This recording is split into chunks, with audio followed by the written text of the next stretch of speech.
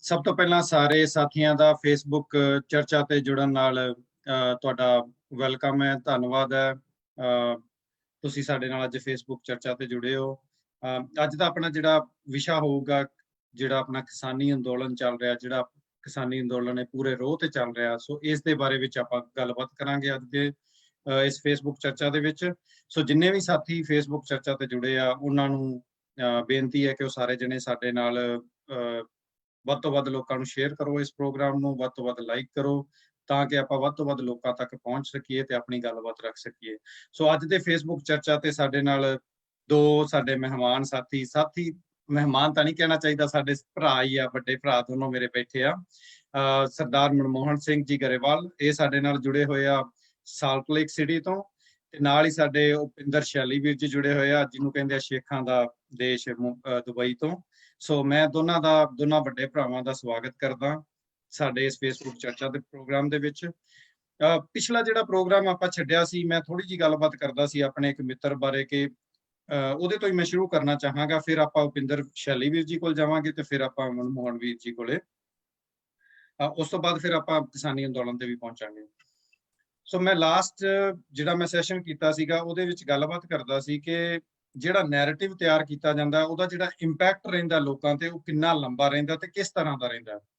ਇਹ ਗੱਲ 2008 ਤੇ 9 ਦੀ ਹੈਗੀ ਆ। ਮੇਰਾ ਇੱਕ ਮਿੱਤਰ ਹੈ, ਹੁਣ ਮਿੱਤਰ ਹੈ, ਉਦੋਂ ਮੈਂ ਉਹਨੂੰ ਜਾਣਦਾ ਨਹੀਂ ਸੀ, ਮੇਰਾ ਇੱਕ ਕਲੀਗ ਸੀ।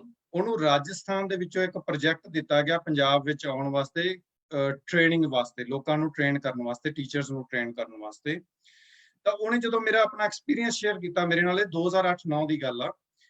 ਉਹ ਕਹਿੰਦਾ ਕਿ ਜਦੋਂ ਮੈਂ ਆਪਣੇ ਪਿੰਡ ਤੋਂ ਨਿਕਲਣ ਲੱਗਿਆ, ਇੱਕ ਵੱਡੀ ਸੰਸਥਾ ਨਾਲ ਕੰਮ ਕਰਦਾ ਆ, ਉਹ ਕਹਿੰਦਾ ਜਦੋਂ ਮੈਂ ਆਪਣੇ ਪਿੰਡ ਤੋਂ ਨਿਕਲਣ ਲੱਗਿਆ ਕਿ ਮੈਂ ਪੰਜਾਬ 'ਚ ਜਾ ਰਿਹਾ ਟੀਚਰਸ ਨੂੰ ਟ੍ਰੇਨ ਕਰਨ ਵਾਸਤੇ, ਤਾਂ ਕਹਿੰਦਾ ਮੇਰਾ ਅੱਧਾ ਪਿੰਡ ਇਕੱਠਾ ਹੋ ਕੇ ਮੇਰੇ ਘਰ ਦੇ ਵਿੱਚ ਆ ਗਿਆ। ਉਹਦੇ ਪਿੰਡ ਦਾ ਕੀ ਕਹਿਣਾ ਸੀ ਕਿ ਤੂੰ ਕਿੱਥੇ ਚੱਲਿਆ? ਉੱਥੇ ਤਾਂ ਪੰਜਾਬ 'ਚ ਚੱਲਿਆ ਤੂੰ, ਉੱਥੇ ਤਾਂ ਆਤੰਕਵਾਦੀ ਹੈਗੇ ਆ, ਤੇਰਾ ਨੁਕਸਾਨ ਕਰ ਦੇਣਗੇ। ਕਹਿੰਦਾ ਸਾਰੇ ਜਿੰਨੇ ਵੀ ਮੇਰੇ ਸਾਥੀ ਹੋਰ ਸੀਗੇ, ਸਾਰੇ ਬੈਕ ਆਊਟ ਕਰ ਗਏ, ਕੋਈ ਵੀ ਹੋਰ ਪੰਜਾਬ 'ਚ ਨਹੀਂ ਆਇਆ। ਤਾਂ ਉਹ ਇਕੱਲਾ ਇਨਸਾਨ ਸੀ ਜਦੋਂ ਪੰਜਾਬ 'ਚ ਆਇਆ। ਜਦੋਂ ਪੰਜਾਬ 'ਚ ਆਇਆ, ਸਾਡੇ ਨਾਲ ਰਹਿੰਦਾ ਰਿਹਾ, ਸਾਡੇ 'ਚ ਵਿਚਰਦਾ ਰਿਹਾ, ਸਾਡੇ ਲੋਕਾਂ 'ਚ ਰਿਹਾ ਉਹ 3-4 ਸਾਲ। ਤਾਂ ਉਹਨੇ ਐਕਸਪੀਰੀਅੰਸ ਕੀਤਾ ਕਿ ਜੋ ਲੋਕਾਂ ਦਾ ਉਹਦੇ ਪਿੰਡ ਦੇ ਵਿੱਚ, ਮਹੂਆ ਤੋਂ ਬਿਲੋਂਗ ਕਰਦਾ ਸੀ, ਮਹੂਆ ਇੱਕ ਇਲਾਕਾ ਹੈਗਾ, ਛੋਟਾ ਜਿਹਾ ਸ਼ਹਿਰ ਹੈਗਾ ਰਾਜਸਥਾਨ ਦੇ ਵਿੱਚ। ਤਾਂ ਉਹਨੇ ਦੱਸਿਆ ਕਿ ਉੱਥੇ ਦੇ ਲੋਕਾਂ ਦੀ ਸੋਚ ਜੋ ਸੀਗੀ ਤੇ ਪੰਜਾਬ ਦੇ ਵਿੱਚ ਜਿੱਥੇ ਉਹ ਰਿਹਾ ਲੋਕਾਂ ਦੇ ਵਿੱਚ, ਉਹਦਾ ਕਿੰਨਾ ਜ਼ਮੀਨ ਅਸਮਾਨ ਦਾ ਫਰਕ ਸੀ। ਪਰ ਜਿਹੜਾ ਨੈਰੇਟਿਵ ਸੀਗਾ, ਉਹ ਕਦੋਂ ਕ੍ਰੀਏਟ ਹੋਇਆ, ਕਿੱਥੋਂ ਹੋਇਆ, ਤੇ ਉਹਨੇ ਕਿੱਥੇ ਤੱਕ ਇੰਪੈਕਟ ਕੀਤਾ, ਇਹ ਬੜੀ ਵੱਡੀ ਗੱਲ ਹੈ, ਇਹ ਸਾਨੂੰ ਸਮਝਣ ਦੀ ਗੱਲ ਹੈ। ਹੁਣ ਮੈਂ ਵਾਪਸ ਆਉਣਾ ਜਿਹੜਾ ਆਪਣਾ ਕਿਸਾਨੀ ਅੰਦੋਲਨ ਹੈ। ਮੇਰੀ ਇੱਕ ਅੰਦੋਲਨ ਦੇ ਵਿੱਚ ਬੈਠੇ ਹੀ ਸਾਥੀ ਨਾਲ, ਸੌਰੀ ਮੈਂ ਥੋੜਾ ਜਿਹਾ ਲੰਬਾ ਲੈ ਕੇ ਜਾ ਰਿਹਾ, ਮੇਰੇ ਇੱਕ ਸਾਥੀ ਨਾਲ ਗੱਲਬਾਤ ਹੋਈ। ਉਹ ਕਹਿੰਦਾ ਜਦੋਂ ਆਪਾਂ ਅੰਦੋਲਨ ਸ਼ੁਰੂ ਕੀਤਾ ਸੀ ਨਾ, ਦਿੱਲੀ ਪਹੁੰਚੇ ਸੀ, ਪਹਿਲੇ 3-4 ਦਿਨ ਨਾ ਜਿਹੜੇ ਆਸੇ-ਪਾਸੇ ਦੁਕਾਨਾਂ ਵਾਲੇ ਸੀ, ਘਰਾਂ ਵਾਲੇ ਸੀ, ਉਹ ਬਾਹਰ ਨਹੀਂ ਨਿਕਲੇ। ਉਹਨਾਂ ਨੂੰ ਡਰ ਪੈ ਗਿਆ ਕਿ ਸਰਦਾਰ ਆ ਗਿਆ, ਇਹ ਕੋਈ ਪੰਗਾ ਕਰਨਗੇ ਇੱਥੇ। ਜਦੋਂ ਉਹਨਾਂ ਵੇਖਿਆ ਕਿ ਇਹ ਤਾਂ ਸ਼ਾਂਤੀ ਨਾਲ ਬੈਠਿਆ, ਲੰਗਰ ਲਾ ਕੇ ਬੈਠਿਆ, ਕਹਿੰਦਾ ਹੌਲੀ ਹੌਲੀ ਉਹਨਾਂ ਨੇ ਨਾ ਆਪਣੇ ਡੋਲੂ ਚੱਕ ਕੇ ਲਿਆਉਣ ਲੱਗ ਗਏ। ਉਹ ਡੋਲੂ ਲਿਆਉਣ ਲੱਗ ਗਏ, ਲੰਗਰ ਲੈ ਕੇ ਚੱਲ ਜਾਇਆ ਕਰਨਾ ਉਹਨਾਂ ਘਰੇ, ਕਿ ਇਹਨਾਂ ਦਾ ਕੀ ਪਤਾ ਕਦੋਂ ਚੱਲ ਜਾਣ ਇੱਥੇ, ਥੋੜੀ ਜਿਹੀ ਸੇਵਿੰਗ ਕਰ ਲਈਏ, ਥੋੜਾ ਸਟੋਰ ਕਰ ਲਈਏ ਫੂਡ। ਤਾਂ ਫੇਰ ਕਹਿੰਦਾ ਜਦੋਂ 4 ਦਿਨ ਹੋਰ ਪਏ ਤਾਂ ਉਹਨਾਂ ਨੂੰ ਪਤਾ ਲੱਗ ਗਿਆ ਕਿ ਸਰਦਾਰ ਹੁਣ ਪੱਕੇ ਬਹਿ ਗਏ ਇੱਥੇ, ਹੁਣ ਸਾਨੂੰ ਫਿਕਰ ਕਰਨ ਦੀ ਲੋੜ ਨਹੀਂ। ਕਹਿੰਦਾ ਹੁਣ ਰੋਜ਼ ਆਉਂਦੇ ਆ, ਪ੍ਰਸ਼ਾਦਾ ਛਕਦੇ ਆ ਉੱਥੇ ਤੇ ਵਾਪਸ ਘਰ ਨੂੰ ਚੱਲ ਜਾਂਦੇ ਆ। ਤੇ ਦੁਕਾਨਾਂ ਵਾਲਿਆਂ ਦਾ ਵੀ ਕਹਿਣਾ ਹੈ ਕਿ ਜਿੱਥੇ ਸਾਨੂੰ ਲੱਗਦਾ ਸੀ ਕਿ ਸਾਡਾ ਨੁਕਸਾਨ ਹੋਊਗਾ, ਉਹ ਸਗੋਂ ਸਿਕਿਉਰ, ਸੇਫ ਫੀਲ ਕਰਦੇ ਆ ਤੇ ਆਪਣੀ ਜਿਹੜੀ ਬਿਜ਼ਨਸ ਹੈ ਉਹਨੂੰ ਵੀ ਠੀਕ ਠਾਕ ਢੰਗ ਨਾਲ ਚਲਾ ਰਹੇ ਆ। ਸੋ ਇਹ ਜਿਹੜਾ ਮੇਰੇ ਕਹਿਣ ਦਾ, ਇਹ ਦੋ ਚੀਜ਼ਾਂ ਨੂੰ ਮੇਰਾ ਇੱਥੇ ਲਿਆਉਣ ਦਾ ਮਤਲਬ ਇਹ ਸੀਗਾ ਕਿ ਆਪਾਂ ਇਹਦੇ ਤੋਂ ਸਮਝਣ ਦੀ ਕੋਸ਼ਿਸ਼ ਕਰੀਏ ਕਿ ਜਿਹੜਾ 84 ਦਾ ਉਸ ਦਹਾਕੇ ਦਾ ਜਿਹੜਾ ਨੈਰੇਟਿਵ ਸੀ, ਉਹਦਾ 2008 ਦੇ ਵਿੱਚ ਵੀ ਕਿੰਨਾ ਇੰਪੈਕਟ ਸੀ, ਤੇ ਜਿਹੜਾ ਅਸੀਂ ਅੱਜ ਦਿੱਲੀ 'ਚ ਬੈਠ ਕੇ ਕਰ ਰਹੇ ਹਾਂ, ਇਹਦਾ ਇੰਪੈਕਟ ਕਿੱਥੇ ਤੱਕ ਜਾਊਗਾ 2020 ਦੇ ਵਿੱਚ, 2030 ਦੇ ਵਿੱਚ ਤੇ 2050 ਤੱਕ ਇਹਦਾ ਇੰਪੈਕਟ ਕਿੰਨਾ ਰਹੂਗਾ ਬਾਕੀ ਸਟੇਟਾਂ ਦੇ ਵਿੱਚ, ਆਲ ਓਵਰ ਦਾ ਵਰਲਡ ਵੀ। ਉਹ ਤਾਂ ਲੋਕਾਂ ਨੂੰ ਪਤਾ ਹੀ ਹੈ, ਪਰ ਇੰਡੀਆ ਦੇ ਵਿੱਚ ਜਿਹੜੇ ਲੋਕ ਅਨਪੜ੍ਹ ਆ, ਜਿਹੜੇ ਲੋਕਾਂ ਕੋਲ ਗਿਆਨ ਨਹੀਂ ਹੈਗਾ, ਕੋਈ ਇਨਫੋਰਮੇਸ਼ਨ ਦਾ ਸੋਰਸ ਨਹੀਂ ਹੈਗਾ, ਉਹਨਾਂ ਕੋਲੇ ਕਿੰਨਾ ਇੰਪੈਕਟ ਪਊਗਾ। ਸੋ ਮੈਂ ਇੱਥੇ ਆਪਣੀ ਗੱਲ ਖਤਮ ਕਰਦਾ ਤੇ ਮੈਂ ਹੁਣ ਜਾਣਾ ਉਪਿੰਦਰ ਸ਼ੈਲੀ ਵੀਰ ਜੀ ਕੋਲੇ। ਉਪਿੰਦਰ ਸ਼ੈਲੀ ਵੀਰ ਜੀ, ਤੁਸੀਂ ਦੱਸੋ ਕਿ ਜਦੋਂ ਤੁਸੀਂ ਪਿੰਡਾਂ ਦੇ ਵਿੱਚ, ਸੰਗਰੂਰ ਦੇ ਪਿੰਡਾਂ ਦੇ ਵਿੱਚ ਰਹਿੰਦੇ ਹੁੰਦੇ ਸੀ, ਤਾਂ ਕਿੱਦਾਂ ਦਾ ਲਾਈਫ ਸੀ, ਕਿੱਥੇ ਆਪਾਂ ਪਹੁੰਚ ਗਏ ਹਾਂ ਤੇ ਹੁਣ ਅੱਗੇ ਕਿੱਧਰ ਨੂੰ ਜਾ ਰਹੇ ਹਾਂ। ਸੋ ਤੁਸੀਂ ਸ਼ੁਰੂ ਕਰੋ। ਇਹ ਗੱਲ ਹੈ ਜੀ, ਜਿਹੜੀ ਮੈਂ ਆਪਣੇ ਹੋਸ਼ ਸੰਭਾਲਣ ਤੋਂ ਬਚਪਨ ਤੋਂ 1975 ਤੋਂ 85 ਦੇ ਦੌਰਾਨ ਦੀ ਮੈਂ ਗੱਲ ਕਰੂੰਗਾ। ਫਾਦਰ ਮੇਰੇ ਤਾਂ ਖੈਰ ਗਵਰਨਮੈਂਟ ਜੌਬ 'ਚ ਹੋਣ ਕਰਕੇ ਸਿਟੀ 'ਚ ਹੀ ਅਸੀਂ ਜ਼ਿਆਦਾ ਰਹੇ, ਪਰ ਮੇਰੇ ਦਾਦਕੇ ਤੇ ਨਾਨਕੇ ਜਿਹੜੇ ਹੈ ਉਹ ਸਾਰੇ ਕਿਸਾਨੀ ਨਾਲ ਜੁੜੇ ਹੋਏ ਨੇ। ਉਹਨਾਂ ਦਾ ਕਿੱਤਾ ਹੀ ਕਿਸਾਨੀ, ਅੱਜ ਵੀ ਉਹ ਕਿਸਾਨੀ ਕਰ ਰਹੇ ਨੇ। ਜੀ ਤੇ ਉਸ ਟਾਈਮ ਦੇ ਉੱਤੇ ਜਦੋਂ ਅਸੀਂ ਬੜੀ ਖੁਸ਼ੀ ਪਿੰਡ ਜਾਣਾ, ਮੈਂ ਹਾੜੀ ਸੌਣੀ ਖਾਸ ਤੌਰ ਤੇ ਵਢਾਉਣ ਜਾਂਦਾ ਹੁੰਦਾ ਸੀਗਾ। ਹੂੰ ਸ਼ੌਂਕ ਹੁੰਦਾ ਸੀਗਾ ਮਾਮਿਆਂ ਕੋਲ ਜਾਣ ਦਾ। ਤੇ ਜੀ ਜਦੋਂ ਠੰਡ ਦਾ ਟਾਈਮ ਆ ਜਾਣਾ, ਉਦੋਂ ਤਾਜ਼ੀਆਂ ਗਾਜਰਾਂ, ਮੂਲੀ, ਸ਼ਲਗਮ ਖਾਣੀ, ਸਾਗ ਵਾਸਤੇ, ਘਰ ਦਾ ਮੱਖਣ ਹੋਣਾ। ਜੀ ਯਾਨੀ ਜਦੋਂ ਝੋਨਾ ਲੱਗਣਾ, ਉਦੋਂ ਅਸੀਂ ਦੋਹੇ ਭਰਾ ਜਾਂਦੇ ਹੁੰਦੇ। ਸਾਨੂੰ ਕੀ ਸ਼ੌਂਕ ਹੁੰਦਾ ਸੀ, ਨਾਲੇ ਝੋਨਾ ਲਵਾਉਣਾ, ਨਾਲੇ ਉਹ ਜੀ ਲੱਗੇ ਹੋਏ ਪਾਣੀ ਦੇ ਵਿੱਚ ਆਪਸ 'ਚ ਘੁਲਣਾ, ਦੋਹਾਂ ਨੇ ਪਾਣੀ ਦੇ ਚਿੱਕੜ ਦੇ ਵਿੱਚ ਖੇਡਣਾ। ਹਾਂਜੀ। ਜੀ ਤੇ ਜਦੋਂ ਸ਼ਹਿਰਾਂ ਦੇ ਵਿੱਚ ਵੀ ਜਦੋਂ ਬਰਸਾਤਾਂ ਹੋਣੀਆਂ, ਉਹੀ ਜੀ ਚੀਜ਼ਾਂ ਕੱਚੀ ਆਪਣਾ ਸੂਏ ਤੇ ਜਾ ਕੇ ਨਹਾਉਣ ਚਲੇ ਜਾਣਾ, ਜੀ ਜਾਂ ਮੈਂ ਸੜਕਾਂ ਤੇ ਪਾਣੀ ਖੜਾ ਹੋਣਾ, ਸਾਈਕਲ ਜੀ ਦਾ ਚੱਕਾ ਜਾਂ ਸਾਈਕਲ ਦਾ ਟਾਇਰ ਲੈ ਕੇ ਉਹ ਡੰਡੇ ਦੇ ਨਾਲ ਭਜਾਈ ਫਿਰਨਾ ਗਲੀਆਂ ਦੇ ਵਿੱਚ। ਜੀ ਹਾਂਜੀ। ਜੀ ਉਹ ਚੀਜ਼ਾਂ ਜਿਹੜੀਆਂ ਅੱਜ ਸਾਨੂੰ ਜਿਹੜੀਆਂ ਯਾਦ ਆਉਂਦੀਆਂ ਨੇ, ਜਿਹੜੀਆਂ ਅੱਜ ਅਸੀਂ ਮਿਸ ਕਰਦੇ ਹਾਂ। ਹੁਣ ਅਸੀਂ ਆਪਣੇ ਪਿੰਡ ਜਾਂਦੇ ਹਾਂ, ਨਾਨਕੇ ਜਾਂਦੇ ਹਾਂ, ਜੀ ਤਾਂ ਉੱਥੇ ਕੀ ਦੇਖਦੇ ਹਾਂ, ਯਾਨੀ ਉਹ ਚੀਜ਼ ਹੁਣ ਉਹ ਆਪਣੇ ਘਰਾਂ ਦੇ ਵਿੱਚ ਨਹੀਂ ਰਹੀ। ਅੱਗੇ ਜੁਆਇੰਟ ਫੈਮਿਲੀਜ਼ ਹੁੰਦੀਆਂ ਸੀਗੀਆਂ। ਜੁਆਇੰਟ ਜੀ ਫੈਮਿਲੀਜ਼ ਦੇ ਵਿੱਚ ਉਹਨਾਂ ਕੋਲ ਹੁਣ ਜਿਵੇਂ ਹੁਣ ਮੇਰੇ 3 ਮਾਮੇ ਨੇ, ਤਿੰਨਾਂ ਦੇ ਅੱਡੋ ਅੱਡ ਘਰ ਹੋ ਗਏ। ਹੂੰ ਤੇ ਹੁਣ ਆਮ ਬੰਦੇ ਲਈ ਇਹ ਵੀ ਅਫੋਰਡ ਕਰਨਾ, ਹੁਣ ਆਪਣੇ 'ਚ ਜੁਆਇੰਟ ਫੈਮਲੀਆਂ ਨਾ ਹੋਣ ਕਰਕੇ ਆਪਣੀ ਰਿਸ਼ਤੇਦਾਰੀਆਂ 'ਚ ਵੀ ਫਰਕ ਵੱਧ ਗਿਆ। ਕਿਉਂ ਵੱਧ ਗਿਆ? ਕਿਉਂਕਿ ਅਗਰ ਆਪਾਂ ਇੱਕ ਪਿੰਡ ਜਾਣਾ ਹੈ, ਹਰ ਫੈਮਿਲੀ ਇਹ ਅਫੋਰਡ ਨਹੀਂ ਕਰ ਸਕਦੀ 3 ਘਰਾਂ ਦੇ ਵਿੱਚ ਜਾ ਕੇ ਤਿੰਨਾਂ ਨੂੰ ਅਲੱਗ-ਅਲੱਗ, ਆਪਾਂ ਚਾਹੇ ਫਰੂਟ ਲਿਜਾਈਏ, ਸਵੀਟ ਲਿਜਾਈਏ, ਜਾਂ ਕੋਈ ਕੱਪੜਾ ਲੀੜਾ ਲੈ ਕੇ ਜਾਣਾ, 3 ਘਰਾਂ 'ਚ ਜਾਣਾ ਔਖਾ ਹੋ ਜਾਂਦਾ ਹੈ। ਬਿਲਕੁਲ ਇਹ ਕਾਰਨ, ਫਾਈਨੈਂਸ਼ੀਅਲ ਕਾਰਨ, ਕੰਸਟ੍ਰੇਂਟਸ ਜਿਹੜੇ ਹੈਗੇ ਆ, ਉਹ ਵੀ ਆਪਣਾ ਕਾਰਨ ਬਣ ਗਏ ਕਿ ਸਾਡੀਆਂ ਦੂਰੀਆਂ ਵੱਧ ਗਈਆਂ। ਜੀ ਤੇ ਉਸ ਟਾਈਮ ਦੇ ਉੱਤੇ ਦੇਖੋ, ਆਪਾਂ ਉਸ ਟਾਈਮ ਦੇ ਉੱਤੇ ਸੋਚਿਆ ਨਹੀਂ ਸੀ ਕਿ ਆਪਣੇ ਲੀਡਰ ਸਾਨੂੰ ਕਿਸ ਤਰ੍ਹਾਂ ਸਲੋ ਪੋਇਜ਼ਨ ਦੇ ਨਾਲ ਇੰਜੈਕਟ ਕਰ ਰਹੇ ਨੇ। ਜੀ ਹਾਲਾਤ ਐਸੇ ਬਣ ਗਏ, ਆਪਾਂ ਪੋਲੀਟੀਕਲੀ ਮੋਸਟਲੀ ਸਾਰਾ ਯੂਥ ਆਪਣੇ ਟਾਈਮ ਦਾ, ਸਾਡੇ ਟਾਈਮ ਦਾ ਜਿਹੜਾ ਯੂਥ ਸੀਗਾ, ਉਹ ਪੋਲਿਟਿਕਸ ਤੋਂ ਨਫ਼ਰਤ ਕਰਨ ਲੱਗ ਗਿਆ ਸੀ।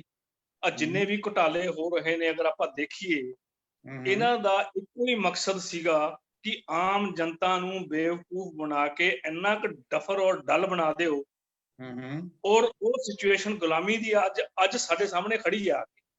ਜੀ ਅਗਰ ਦੇਖਿਆ ਜਾਵੇ ਤਾਂ ਬਿਲਕੁਲ ਹੁਣ ਜੀ ਉਸ ਟਾਈਮ ਦੇ ਉੱਤੇ ਅਸੀਂ ਇੰਨੇ ਖੁਸ਼ ਹੁੰਦੇ ਸੀ ਜਦੋਂ ਨਾਨਕੇ ਜਾਂਦੇ ਸੀਗੇ। ਜੀ ਤੇ ਸਿਰਫ ਅਸੀਂ, ਮੇਰੇ ਤਾਇਆ ਜੀ ਜਿਹੜੇ ਸੀਗੇ, ਉਹ ਵੀ ਰੇਲਵੇ ਸਟੇਸ਼ਨ ਮਾਸਟਰ ਸੀਗੇ। ਜਦੋਂ ਜਿਹੜੇ ਵੀ ਉਹ ਬੰਗਲੇ 'ਚ ਰਹਿੰਦੇ ਹੁੰਦੇ ਸੀ, ਉਹਨਾਂ ਕੋਲੇ ਥੋੜੀ ਜਗ੍ਹਾ ਹੁੰਦੀ ਸੀ ਜਿਹ 'ਚੋਂ ਕਿਚਨ ਗਾਰਡਨਿੰਗ ਕਰਦੇ ਹੁੰਦੇ ਸੀ, ਫਰੂਟ ਵਗੈਰਾ, ਸਬਜ਼ੀਆਂ ਵਗੈਰਾ ਲਗਾ ਲੈਂਦੇ ਹੁੰਦੇ ਸੀ। ਔਰ ਮੈਂ ਵੀ ਛੁੱਟੀਆਂ 'ਚ ਉਹਨਾਂ ਕੋਲੇ ਜਾ ਕੇ ਖੁਸ਼ ਹੁੰਦਾ ਸੀ, ਕਿਉਂਕਿ ਮੇਰਾ ਟਾਈਮ ਵੀ ਵਧੀਆ ਪਾਸ ਹੁੰਦਾ ਸੀ। ਸਬਜ਼ੀਆਂ ਉੱਥੇ ਬੀਜੀਆਂ ਹੋਣਗੀਆਂ, ਤਾਜ਼ੀਆਂ ਸਬਜ਼ੀਆਂ। ਮੈਂ ਖੁਦ ਉੱਥੇ ਆਪ ਉਹਨਾਂ ਨਾਲ ਕਿਚਨ ਗਾਰਡਨਿੰਗ ਕਰਾਉਂਦਾ ਹੁੰਦਾ, ਜਿੰਨੇ ਦਿਨ ਮੈਂ ਉੱਥੇ ਰਹਿਣਾ। ਯਾਨੀ ਇਹ ਜਿਹੜੀ ਕਿਸਾਨੀ ਹੈ, ਇਹ ਤਾਂ ਸਾਡੀ, ਜਿਵੇਂ ਕਹਿੰਦੇ ਨੇ, ਜ਼ਿੰਦਗੀ ਦੀ ਜੜ ਹੈ, ਤਹਿ ਹੈ ਸਾਡੀ। ਬਿਲਕੁਲ ਇਹ ਤੋਂ ਬਿਨਾਂ ਕੰਮ ਨਹੀਂ ਆਪਣਾ ਚੱਲ ਸਕਦਾ। ਹੁਣ ਅੱਜ ਮੈਂ ਕਹਿੰਦਾ ਕਿ we should be thankful to Narendra Modi. ਉਹਦੇ ਦਿਮਾਗ ਜਿਹੜਾ ਡਫਰ ਦਿਮਾਗ ਤੋਂ ਵੀ ਆਪਾਂ ਨੂੰ ਧੰਨਵਾਦ ਕਰਨਾ ਚਾਹੀਦਾ ਹੈ। ਅੱਜ ਜਿਹੜੀਆਂ ਦੂਰੀਆਂ ਆਪਣੀਆਂ ਫੈਮਿਲੀਜ਼ ਦੇ ਵਿੱਚ ਇੱਕ ਦੂਜੇ ਨਾਲ ਪੈ ਗਈਆਂ ਸੀਗੀਆਂ, ਆਪਣੇ ਜਿਹੜੇ ਰਿਸ਼ਤੇ ਸੀਗੇ, ਚਾਚੇ ਤਾਏ ਦੇ ਰਿਸ਼ਤੇ, ਸਾਡੇ ਮਨਾਂ ਦੇ ਵਿੱਚ ਇੱਕ ਤਰ੍ਹਾਂ ਨਾਲ ਹਕਾਰਤ ਆ ਗਈ ਸੀਗੀ ਕਿ ਇਹ ਸਾਡੇ ਸ਼ਰੀਕ ਨੇ। ਰਿਸ਼ਤਾ ਨਹੀਂ, ਆਪਾਂ ਸ਼ਰੀਕੀ ਦੇਖਣ ਲੱਗੇ ਸੀ, ਆਪਣੀਆਂ ਵੰਡੀਆਂ ਦੇਖਣ ਲੱਗੇ ਸੀ। ਔਰ ਅੱਜ ਧੰਨਵਾਦ ਨਰਿੰਦਰ ਮੋਦੀ ਦਾ ਕਿ ਦੇਖੋ, ਸਾਰੇ ਆਪਾਂ ਇੱਕ ਦੂਜੇ ਨਾਲ ਜੁੜ ਗਏ। ਜੀ ਅੱਜ ਤੋਂ ਕੁਝ ਮਹੀਨੇ ਪਹਿਲਾਂ ਅਮਰਜੀਤ ਜੀ ਜਾਂ ਉਪੀ ਭਾਜੀ, ਅਸੀਂ ਇੱਕ ਦੂਜੇ ਨੂੰ ਨਹੀਂ ਸੀ ਜਾਣਦੇ। ਬਿਲਕੁਲ। ਹੁਣ ਅੱਜ ਆਪਾਂ ਆਪਣੀ ਮੁਲਾਕਾਤ ਵਰਿੰਦਰ ਭਾਜੀ ਨਾਲ ਜਾਂ ਤੁਹਾਡੇ ਨਾਲ ਆਪਣੀ ਫਸਟ ਮੁਲਾਕਾਤ ਹੋ ਰਹੀ ਹੈ। ਉਹ ਧੰਨਵਾਦ ਨਰਿੰਦਰ ਮੋਦੀ ਦਾ ਕਿ ਇਹਨਾਂ ਨੇ ਆਪਾਂ ਸਾਰਿਆਂ ਦੇ ਉਹ ਦੁਬਾਰਾ ਆਪਾਂ ਨੂੰ ਇਕੱਠੇ ਕਰ ਦਿੱਤਾ, ਆਪਣੇ ਦੁਬਾਰਾ ਏਕਤਾ ਪੈਦਾ ਕਰ ਦਿੱਤੀ ਉਸ ਬੰਦੇ। ਔਰ ਇਹ ਜਿਹੜਾ ਕਿਸਾਨੀ ਅੰਦੋਲਨ ਜਿਹੜਾ ਆਪਣਾ ਚੱਲਿਆ ਹੈ, ਕਿਸਾਨ ਅੰਦੋਲਨ ਜਿਹੜਾ ਹੁਣ ਇੱਕ ਜਨ ਅੰਦੋਲਨ ਬਣ ਕੇ ਚੱਲਿਆ ਹੈ। ਹੋਰ ਤਾਂ ਹੁਣ ਤੁਸੀਂ ਦੇਖੋ, ਜਿਹੜੇ ਅੰਨਾ ਹਜ਼ਾਰੇ ਵਰਗੇ ਹੁਣ ਉੱਠ ਕੇ ਬੋਲ ਰਹੇ ਨੇ, ਜਾਂ ਸਿੱਧੂ ਵਰਗੇ ਵਿੱਚੋਂ ਆ ਕੇ ਆਪਣੇ ਬਾਈਟ ਦੇ ਕੇ ਆਪਣੇ ਪਰਸਨਲ ਬੈਨੀਫਿਟ ਲਈ ਬੋਲਣ ਲੱਗ ਜਾਂਦੇ ਨੇ। ਔਰ ਕਿਸਾਨ ਤੇ ਦੁਨੀਆ ਇੰਨੀ ਕੁ ਜਾਗਰੂਕ ਹੋ ਗਈ ਹੈ ਕਿ ਇਹਨਾਂ ਦੀ ਹੁਣ ਵੀਡੀਓ ਦੇ ਅਗਰ ਕੋਈ ਬਾਈਟ ਦਿੰਦੇ ਵੀ ਨਾ, ਕੋਈ ਸੁਣਦਾ ਵੀ ਨਹੀਂ ਹੈ ਨਾ ਜੀ। ਸਾਰਿਆਂ ਦਾ ਫੋਕਸ ਇੱਕੋ ਹੀ ਹੋਇਆ ਹੋਇਆ ਹੈ ਕਿ ਆਪਾਂ ਕੰਸੰਟਰੇਟ ਕਰੀਏ ਕਿਸਾਨੀ ਅੰਦੋਲਨ ਦੇ ਉੱਤੇ। ਜੀ ਬਿਲਕੁਲ। ਹੋਰ ਤਾਂ ਹੋਰ ਇਹ ਕਿਸਾਨ ਅੰਦੋਲਨ ਮੈਂ ਕਹਿੰਦਾ ਵੀ ਤਹਿ ਦਿਲੋਂ ਇਹ ਧੰਨਵਾਦ ਦੇ ਹੱਕਦਾਰ ਨੇ ਆਪਣੇ ਕਿਸਾਨ ਲੀਡਰ, ਜਿਹੜੇ ਇੰਨੇ ਪਿਆਰ ਦੇ ਨਾਲ ਔਰ ਇੰਨੀ ਸੋਚ ਦੇ ਨਾਲ, ਸਮਝ ਦੇ ਨਾਲ ਅੱਗੇ ਵਧ ਰਹੇ ਨੇ। ਬਿਲਕੁਲ ਕਿ ਇਸ ਨੂੰ ਇੱਕ ਤਰ੍ਹਾਂ ਨਾਲ ਇੱਕ ਜਨ ਅੰਦੋਲਨ ਬਣਾ ਕੇ ਰੱਖਤਾ ਉਹਨਾਂ ਨੇ। ਜੀ ਬਿਲਕੁਲ ਤੇ ਜੀ। ਆਪਾਂ ਉਪਿੰਦਰ ਵੀਰ ਜੀ ਹੁਣ ਚੱਲਦੇ ਹਾਂ ਮਨਮੋਹਨ ਵੀਰ ਜੀ ਕੋਲੇ। ਵੀਰ ਜੀ, ਜਿੱਦਾਂ ਉਪਿੰਦਰ ਵੀਰ ਜੀ ਨੇ ਥੋੜੀ ਜੀ ਗੱਲ ਕੀਤੀ, ਥੋੜਾ ਉਹਨਾਂ ਨੇ ਦੱਸਿਆ ਕਿ ਕਿਦਾਂ ਸਾਡਾ ਬਚਪਨ ਹੁੰਦਾ ਸੀ। ਜੇ ਮੈਂ ਅੱਜ ਵੀ ਕੰਪੇਅਰ ਕਰਦਾ ਈਵਨ ਆਪਣੇ ਬਚਪਨ ਨੂੰ, ਤਾਂ ਮੈਂ ਬਚਪਨ ਦੀ ਗੱਲ ਨਹੀਂ ਕਰਦਾ, ਬਚਪਨ 'ਚ ਤਾਂ ਚਲੋ ਆਪਾਂ ਸਾਰੇ ਇੱਕੋ, ਪਰ ਜਦ ਮੈਂ ਯੂਨੀਵਰਸਿਟੀ ਲੈਵਲ ਦੀ ਗੱਲ ਕਰਦਾ ਕਿ ਮੈਂ 2006 ਤੋਂ 8 ਦੇ ਵਿੱਚ ਪੰਜਾਬੀ ਯੂਨੀਵਰਸਿਟੀ ਪਟਿਆਲਾ ਦੇ ਵਿੱਚ ਪੜ੍ਹਦਾ ਸੀ। ਜਿਹੜਾ ਉਸ ਟਾਈਮ 2006 ਦੇ ਵਿੱਚ ਕਲਚਰ ਸੀਗਾ ਯੂਨੀਵਰਸਿਟੀ ਦੇ ਵਿੱਚ, ਮਾਹੌਲ ਸੀਗਾ ਸਾਡਾ ਹੋਸਟਲ ਦੇ ਵਿੱਚ ਰਹਿਣ ਦਾ, ਲੋਕ ਆਪਸ ਦੇ ਵਿੱਚ ਸਾਂਝ ਦਾ, ਉਹ ਜਦੋਂ ਮੈਂ ਹੁਣ 2000 ਆਈ ਥਿੰਕ 16 ਜਾਂ 17 ਦੇ ਵਿੱਚ ਜਦੋਂ ਮੈਂ ਵਾਪਸ ਗਿਆ ਉੱਥੇ ਦੇਖਣ, ਤਾਂ ਉਹ ਬਿਲਕੁਲ ਚੇਂਜ ਹੋ ਗਿਆ ਸੀ। ਸੋ ਮੈਂ ਤੁਹਾਡੇ ਤੋਂ ਜਾਨਣਾ ਚਾਹੁੰਦਾ ਕਿ ਤੁਹਾਡਾ ਜਿਹੜਾ ਪਿੱਛੇ ਦਾ ਐਕਸਪੀਰੀਅੰਸ ਕਿੱਦਾਂ ਰਿਹਾ, ਤੇ ਜੇ ਆਪਾਂ ਕਹੀਏ ਕਿ ਟਾਈਮ ਟੂ ਟਾਈਮ ਕਿੱਦਾਂ ਦੇ ਬਦਲਾਅ ਆਉਂਦੇ ਰਹੇ ਆਪਣੇ ਸਮਾਜ ਦੇ ਵਿੱਚ, ਆਪਣੇ ਕਲਚਰ ਦੇ ਵਿੱਚ, ਤੇ ਕਿੱਧਰ ਨੂੰ ਲੈ ਕੇ ਚੱਲ ਗਏ, ਤੇ ਅੱਜ ਜਿੱਥੇ ਆਪਾਂ ਅੱਜ ਖੜੇ ਹੋ ਗਏ ਆ ਕੇ ਇਸ ਅੰਦੋਲਨ ਦੇ ਵਿੱਚ, ਤਾਂ ਇਹ ਇੱਕ ਨਵੀਂ ਚੀਜ਼ ਹੋਈ ਹੈ, ਇੱਕ ਵੱਡੀ ਚੀਜ਼ ਹੋਈ ਹੈ ਜਿਹੜੀ ਸਾਡੀ ਸੋਚ ਤੋਂ ਵੀ ਪਰੇ ਆ। ਜੀ ਮਨਮੋਹਨ ਵੀਰ ਜੀ। ਪਿਆਰੇ ਵਰਿੰਦਰ ਵੀਰ ਜੀ ਤੇ ਸ਼ੈਲੀ ਵੀਰ ਜੀ, ਪਿਆਰ ਭਰੀ ਸਤਿ ਸ਼੍ਰੀ ਅਕਾਲ। ਸਾਰੇ ਦੇਖਣ ਵਾਲੇ ਸਰੋਤਿਆਂ ਨੂੰ ਸਾਲਟ ਲੇਕ ਸਿਟੀ ਯੂਟਾ ਤੋਂ ਸਨੋ ਪੈ ਰਹੀ ਮਾਹੌਲ ਚੋਂ ਸਾਰਿਆਂ ਨੂੰ ਬਹੁਤ ਪਿਆਰ ਭਰੀ ਅੱਜ ਦੇ ਇਸ ਸੰਗਠਨ ਦੀ ਗੱਲ ਵਕੜੀ ਅਸਲ 'ਚ ਕਿ ਅਸੀਂ ਸਾਰੇ ਇਕੱਠੇ ਹੋ ਗਏ। ਇਕੱਠੇ ਭਾਵ ਸਾਰੀਆਂ ਕਿਸਾਨ ਜਥੇਬੰਦੀਆਂ, ਸਾਰੇ ਆਂਢੀ ਗੁਆਂਢੀ ਲੋਕਾਂ ਨੇ ਆਪਦੇ ਡਿਸਪਿਊਟ ਪੋਸਟਪੋਨ ਕਰਤੇ ਜਾਂ ਅਬੋਲਿਸ਼ ਕਰਤੇ, ਖਤਮ ਹੀ ਕਰਤੇ ਕਿ ਯਾਰ ਨਹੀਂ ਅਸੀਂ ਇੱਕ ਹੋ ਕੇ ਚੱਲਣਾ। ਸੋ ਇਸ ਏਕੇ ਦਾ ਬੜਾ ਇੰਪੋਰਟੈਂਟ ਆਸਪੈਕਟ ਹੈ ਕਿ ਅਸੀਂ ਡਿਟਰਮਿਨਡ ਹਾਂ ਆਪਦੇ ਟਾਰਗੇਟ ਤੇ, ਜਿਹਦੇ 'ਚ ਸਾਰੇ ਆਪੋ ਆਪਣਾ ਯੋਗਦਾਨ ਨਿਭਾ ਰਹੇ ਨੇ, ਚਾਹੇ ਉਹ NRIs ਨੇ, ਚਾਹੇ ਕਿਸਾਨ ਯੂਨੀਅਨਸ ਨੇ, ਚਾਹੇ ਲੋਕ ਹਰਿਆਣੇ ਦੇ ਨੇ, ਚਾਹੇ ਦਿੱਲੀ ਦੇ ਨੇ। ਸਭ ਨੂੰ ਪਤਾ ਹੈ ਕਿ ਇਸ ਅੰਦੋਲਨ ਦਾ ਸੰਬੰਧ ਪਲੇਟ ਤੇ ਪੈ ਰਹੇ ਭੋਜਨ ਦਾ, ਅੰਨਦਾਤੇ ਦਾ, ਤੇ ਇੱਕ ਪਾਸੇ ਦੂਜੇ ਪਾਸੇ ਦੇਸ਼ ਦੇ ਕਹਿ ਲਓ ਰਾਜੇਸ਼ੀ ਮੁਕੱਦਮ ਕੁੱਤੇ ਤੇ ਆਪਣੇ ਦ ਰਿਚ, ਜਿਹੜੇ ਫਿਲਥੀ ਰਿਚ ਕਹਿ ਲਓ, ਜਿਨ੍ਹਾਂ ਤੋਂ ਇਨਸਾਨੀਅਤ ਤੋਂ ਹਟ ਕੇ ਜਿਹੜੇ ਲੱਗੇ ਹੋਏ ਨੇ ਜਨਤਾ ਦਾ ਖੂਨ ਚੂਸਣ। ਦੇਖੋ ਇੱਕ ਬੜੀ ਸਾਦਾ ਜੀ ਗੱਲ ਆ, ਉਹ ਇਹ ਹੈ ਕਿ ਜਦੋਂ ਵੀ ਕਰਪਸ਼ਨ ਹੁੰਦੀ ਹੈ ਨਾ, ਕਰਪਸ਼ਨ ਦਾ ਮਤਲਬ ਇਹ ਹੈ ਕਿ ਉਹ ਪੈਸਾ ਕਿਤੇ ਹੋਰ ਜਾਣਾ ਸੀਗਾ ਪਰ ਉਹ ਲੱਗ ਕਿਤੇ ਹੋਰ ਰਿਹਾ।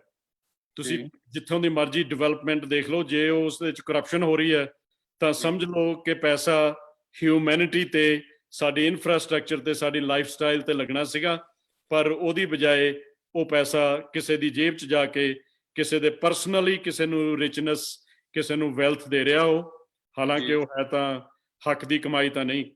ਐਨੀਵੇ, ਸੋ ਐਰਾ ਦੀ ਗੱਲ ਕਰੀਏ, ਵੀਰ ਜੀ ਨੇ ਆਪਣੇ ਸ਼ੈਲੀ ਵੀਰ ਜੀ ਨੇ ਬੜਾ 1975 ਤੋਂ ਲੈ ਕੇ ਤਕਰੀਬਨ ਇਹਨਾਂ ਨੇ ਲੈ ਕੇ ਗਏ ਨੇ।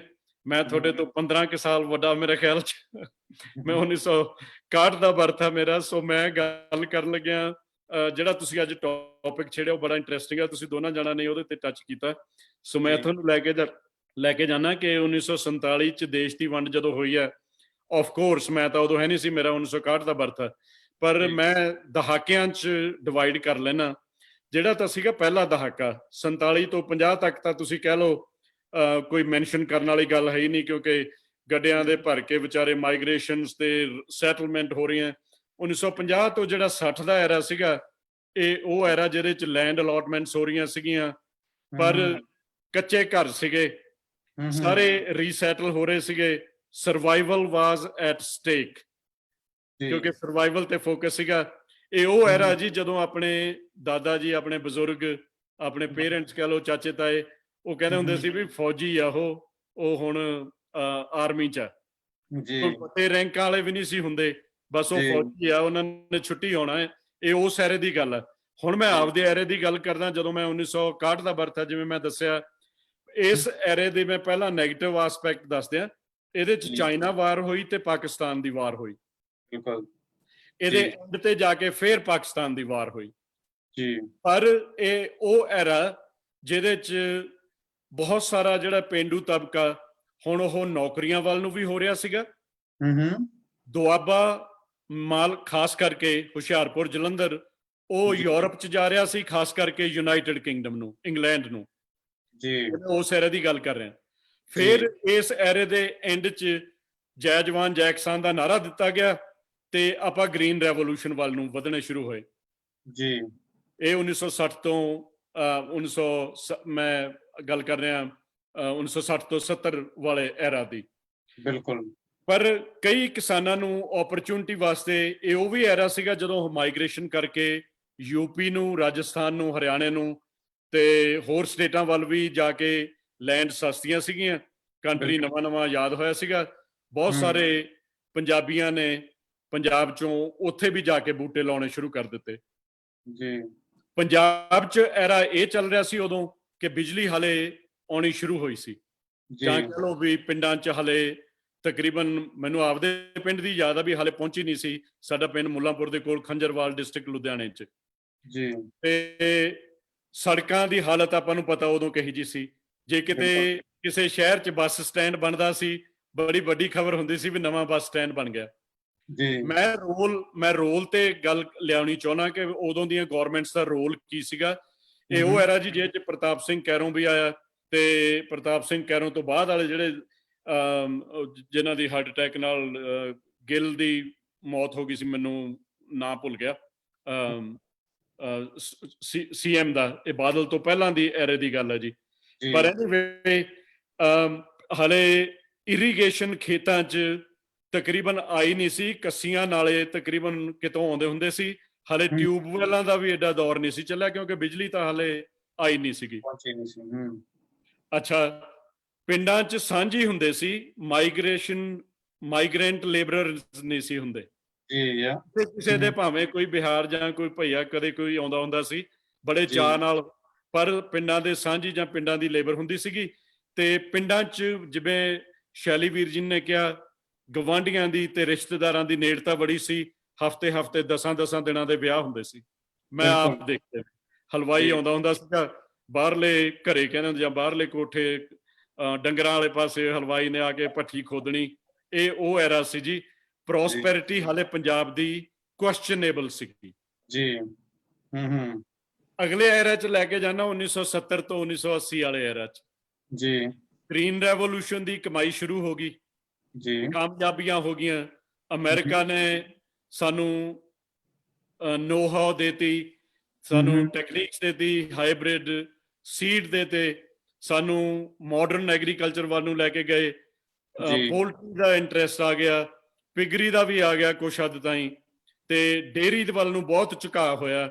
ਤੇ ਇਹ ਉਹ ਐਰਾ ਜੀ ਜਦੋਂ ਸਕੂਟਰ ਐਰਾ ਕਹਿਣਾ ਮੈਂ ਹੁੰਦਾ ਇਹਨੂੰ, ਕਿਉਂਕਿ ਉਦੋਂ ਜੇ ਕਿਸੇ ਨੇ ਸਕੂਟਰ ਲੈ ਲੈਣਾ ਬੜੀ ਵੱਡੀ ਮੱਲ ਹੁੰਦੀ ਸੀ ਜੀ। ਆਪਣਾ ਮੁੱਦਾ ਅੱਜ ਦਾ ਹੈ ਤਾਂ ਕਿਸਾਨੀ ਅੰਦੋਲਨ, ਪਰ ਜੇ ਆਪਾਂ ਆਪਣੀ ਝਾਤ ਮਾਰਦੇ ਜਾਈਏ ਨਾ, ਅੱਗੇ ਤੁਰਦੇ ਜਾਈਏ, ਮੈਂ ਜ਼ਿਆਦਾ ਸਮਾਂ ਲੰਬਾ ਵੀ ਨਹੀਂ ਪਾਉਣਾ ਚਾਹੁੰਦਾ। ਤੇ ਇਹ 1970 ਤੇ 80 ਐਰਾ ਉਹ ਹੈ ਜਦੋਂ ਫਿਰ ਜਿਹੜੇ ਜੌਬ ਕਰਦੇ ਸੀ ਉਹਨਾਂ ਨੂੰ ਖਿਆਲ ਇਹ ਹੁੰਦਾ ਸੀ ਸਾਡੇ ਬੱਚੇ ਕਨਵੈਂਟਾਂ 'ਚ ਪੜ੍ਹਨ। ਬਿਲਕੁਲ ਜੀ। ਇਹ ਕਨਵੈਂਟ ਐਜੂਕੇਸ਼ਨ ਵਾਲਾ ਐਰਾ। ਆਲ ਇੰਡੀਆ ਰੇਡੀਓ ਤੇ ਪ੍ਰੋਗਰਾਮ ਆਉਂਦਾ ਹੁੰਦਾ ਸੀ, ਦਿਹਾਤੀ ਪ੍ਰੋਗਰਾਮ, ਮਾਸਟਰ ਠੰਡੂ ਰਾਮ ਆਉਂਦੇ ਹੁੰਦੇ ਸੀ, ਮੌਸਮ ਦਾ ਹਾਲ ਤੇ ਮੰਡੀਆਂ ਦੇ ਭਾਅ ਆਉਂਦੇ ਹੁੰਦੇ ਸੀ। ਹਾਂਜੀ। ਪਰ ਕੈਨੇਡੀਅਨ ਮਾਈਗ੍ਰੇਸ਼ਨ ਵੀ ਸ਼ੁਰੂ ਹੋ ਗਈ ਸੀ ਤੇ ਅੰਗਰੇਜ਼ੀ ਨੂੰ ਮੂੰਹ ਮਾਰਨਾ ਕਾਫੀ ਚੰਗਾ ਸਮਝਿਆ ਜਾਂਦਾ ਸੀ ਵੀ ਯਾਰ ਮੁੰਡਾ ਅੰਗਰੇਜ਼ੀ ਬੋਲਣ ਦੀ ਕੋਸ਼ਿਸ਼ ਕਰਦਾ ਜੀ, ਕਿਉਂਕਿ ਹੁਣ ਥੋੜਾ ਜਿਹਾ ਲੈਵਲ ਸਾਡਾ ਲਾਈਫ ਸਟਾਈਲ ਅਪ ਹੋਣਾ ਸ਼ੁਰੂ ਹੋ ਗਿਆ ਸੀ ਜੀ। ਹੁਣ ਮੈਂ ਆਉਣਾ ਜੀ ਉਦੋਂ ਦੀ ਜਿਹੜੀ ਲੈਂਡ ਹੋਲਡਿੰਗ ਸੀਗੀ, ਉਹ ਆਪਾਂ ਮੇਰੇ ਦਾਦਾ ਜਾਂ ਮੇਰੇ ਫਾਦਰ ਵਾਲੀ ਜਨਰੇਸ਼ਨ ਦੀ ਗੱਲ ਕਰਦਾ। ਹੁਣ ਜਿਨ੍ਹਾਂ ਦੇ 2-2 3-3 ਭਰਾ ਸੀਗੇ, 4 ਭਰਾ ਸੀਗੇ, ਅੱਜ ਉਹ 1900, ਜੇ ਮੈਂ 70 ਦੀ ਵੀ ਐਗਜ਼ਾਮਪਲ ਲਵਾਂ, 50 ਸਾਲਾਂ 'ਚ ਉਹ ਜਿਹੜੇ 4-4 5 ਭਰਾ ਸੀ, ਜੇ ਉਹਨਾਂ ਕੋਲ 10 ਕਿੱਲੇ ਸੀਗੇ ਵੀ, ਤਾਂ ਅੱਜ ਉਹ 5 ਭਰਾ 50-50 ਸਾਲ ਦੇ ਹੋ ਗਏ। ਬਿਲਕੁਲ। ਤੇ ਤੁਸੀਂ ਉਹਨਾਂ ਦੀ ਜ਼ਮੀਨ ਨੂੰ 10 ਏਕੜ ਨੂੰ ਵੱਡੇ ਉਹਨਾਂ ਜ਼ਮਾਨਿਆਂ 'ਚ 20 ਏਕੜ ਵਾਲੇ ਨੂੰ ਕਹਿੰਦੇ ਸੀ ਵੀ ਇਹਦੇ ਕੋਲ ਵੀ ਖਾਸੀ ਜ਼ਮੀਨ ਹੈ। ਹਾਂਜੀ 50-100 ਵਾਲੇ ਦੀ ਤਾਂ ਚਲੋ ਚਾਂਦੀ ਸੀ, ਪਰ ਜੀ 20 ਏਕੜ ਵਾਲੇ ਨੂੰ ਹੁਣ ਤੁਸੀਂ ਜਿਹਦੇ 4-5 ਮੁੰਡੇ ਨੇ ਤੇ ਜ਼ਿੰਮੇਵਾਰੀਆਂ ਨੇ, ਤੁਸੀਂ ਉਹਨੂੰ ਅੱਜ ਜੀ ਦੀ ਉਮਰ 'ਚ ਵੰਡ ਕੇ ਦੇਖ ਲਓ, ਉਹ 2-2 ਜੀ 2.5 ਏਕੜ ਆ ਗਈ। ਅੱਜ ਅਸੀਂ ਉਸ ਹਾਲਾਤ 'ਚ ਪਹੁੰਚੇ ਹੋਏ ਹਾਂ। ਬਿਲਕੁਲ ਮੈਂ ਇਸ ਐਰਾ ਨੂੰ ਅੱਗੇ ਤੋਰੂੰਗਾ, ਪਰ ਕਿਉਂਕਿ ਮੈਂ ਹਾਲ ਦੀ ਘੜੀ ਇਸ ਪੁਆਇੰਟ ਤੇ ਛੱਡਣੀ ਚਾਹੁੰਦਾ ਕਿ 1970 ਤੋਂ 80 ਵਾਲਾ ਜਿਹੜਾ ਐਰਾ ਤੁਸੀਂ ਜੀ ਪੁੱਛਿਆ ਕਿ ਪਿੱਛੇ ਜਾ ਕੇ ਆਪਾਂ ਉਹਦੀ ਵੀ ਗੱਲ ਕਰੀਏ, ਸੋ ਮੈਂ ਤੁਹਾਨੂੰ ਅਗਲੇ ਟੌਪਿਕ ਵੱਲ ਤੁਸੀਂ ਆਪਦਾ ਮਾਈਕ੍ਰੋਫੋਨ ਵਾਪਸ ਲੈ ਕੇ ਗੱਲ ਕਰੋ।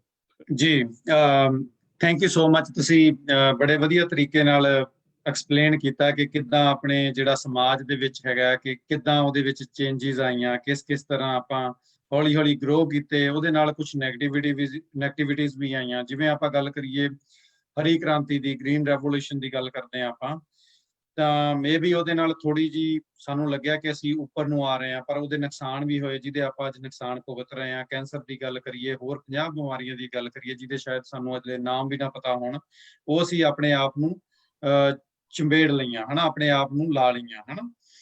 ਤੇ ਪਰ ਜੇ ਹੁਣ ਆਪਾਂ ਅੱਗੇ ਦੀ ਗੱਲ ਕਰੀਏ ਤਾਂ ਜਿਹੜਾ ਮੈਂ ਪਿਛਲੇ 10 ਕੁ ਸਾਲਾਂ ਦੇ ਵਿੱਚ ਮੈਂ ਆਪਣੀ ਏਜ ਦੇ ਮੁਤਾਬਕ ਜਿੰਨਾ ਕੁ ਅਬਜ਼ਰਵ ਕੀਤਾ ਆ, ਇੱਕ ਝੂਠੀ ਜਿਵੇਂ ਕਹਿ ਲਓ ਸ਼ੌਹਰਤ, ਝੂਠੀ ਜਿਵੇਂ ਕਹਿ ਲਓ ਕਿ ਫੁਕਰਬਾਜੀ ਜਾਂ ਇਹਨਾਂ ਚੀਜ਼ਾਂ ਦੇ ਵਿੱਚ ਅਸੀਂ ਕਾਫੀ ਜ਼ਿਆਦਾ ਉਲਝ ਗਏ ਸੀ। ਤੇ ਜਿਵੇਂ ਕਿ ਕਈ ਲੋਕਾਂ ਦਾ ਕਹਿਣਾ ਵੀ ਸੀ ਕਿ ਗਾਣੇ ਵੀ ਇਦਾਂ ਦੇ ਆਉਣ ਲੱਗ ਗਏ ਸੀ, ਤਾਂ ਸਮਾਜ ਵੀ ਕਹਿੰਦੇ ਉਦਾਂ ਦਾ ਹੀ ਹੋ ਜਾਊਗਾ ਜਿੱਦਾਂ ਦਾ ਮਿਊਜ਼ਿਕ ਹੈ, ਜਿੱਦਾਂ ਦਾ ਲੋਕ ਪੜ੍ਹਦੇ ਲਿਖਦੇ ਆ। ਪੜ੍ਹਨਾ ਲਿਖਣਾ ਤਾਂ ਸ਼ਾਇਦ ਅਸੀਂ ਕਾਫੀ ਪਿੱਛੇ ਚੱਲ ਗਏ ਸੀ, ਕਿਉਂਕਿ ਸਾਡਾ ਪੜ੍ਹਨ ਲਿਖਣ ਤੱਕ ਮਤਲਬ ਘੱਟ ਹੁੰਦਾ। ਸਾਡਾ ਮਤਲਬ ਹੁੰਦਾ ਹੈ ਕਿ ਬੱਚਾ ਕਨਵੈਂਟ ਸਕੂਲ ਦੇ ਵਿੱਚ ਜਾਂ ਵੱਡੇ ਸਕੂਲ ਦੇ ਵਿੱਚ ਚੱਲ ਜਾਵੇ ਹਨਾ। ਪਰ ਜੇ ਅੱਜ ਦੀ ਗੱਲ ਦੇਖੀਏ ਤਾਂ ਇੱਕਦਮ ਅਸੀਂ ਪਲਟੀ ਮਾਰੀ ਹੈ। ਜੇ ਆਪਾਂ ਪੰਜਾਬ ਦੀ ਗੱਲ ਕਰੀਏ ਤਾਂ ਪੂਰੇ ਇੰਡੀਆ ਨੂੰ ਜੇਕਰ ਖੜਾ ਕੀਤਾ, ਨਾਟ ਪੂਰੇ ਇੰਡੀਆ ਨੂੰ, ਪੂਰੇ ਵਰਲਡ ਨੂੰ ਜੇਕਰ ਖੜਾ ਕੀਤਾ, ਤਾਂ ਉਹਦੇ 'ਚ ਯੋਗਦਾਨ ਤਾਂ ਸਾਡੇ ਪੰਜਾਬ ਦਾ ਹੈ ਨਾ। ਕਿ ਕਿੱਥੇ ਸਾਨੂੰ ਕਹਿੰਦੇ ਸੀ ਕਿ ਅਸੀਂ ਇਹ ਡਿੱਗ ਗਏ ਬੰਦੇ, ਇਹ ਖਤਮ ਹੋ ਗਿਆ, ਪੰਜਾਬ ਖਤਮ ਹੈ।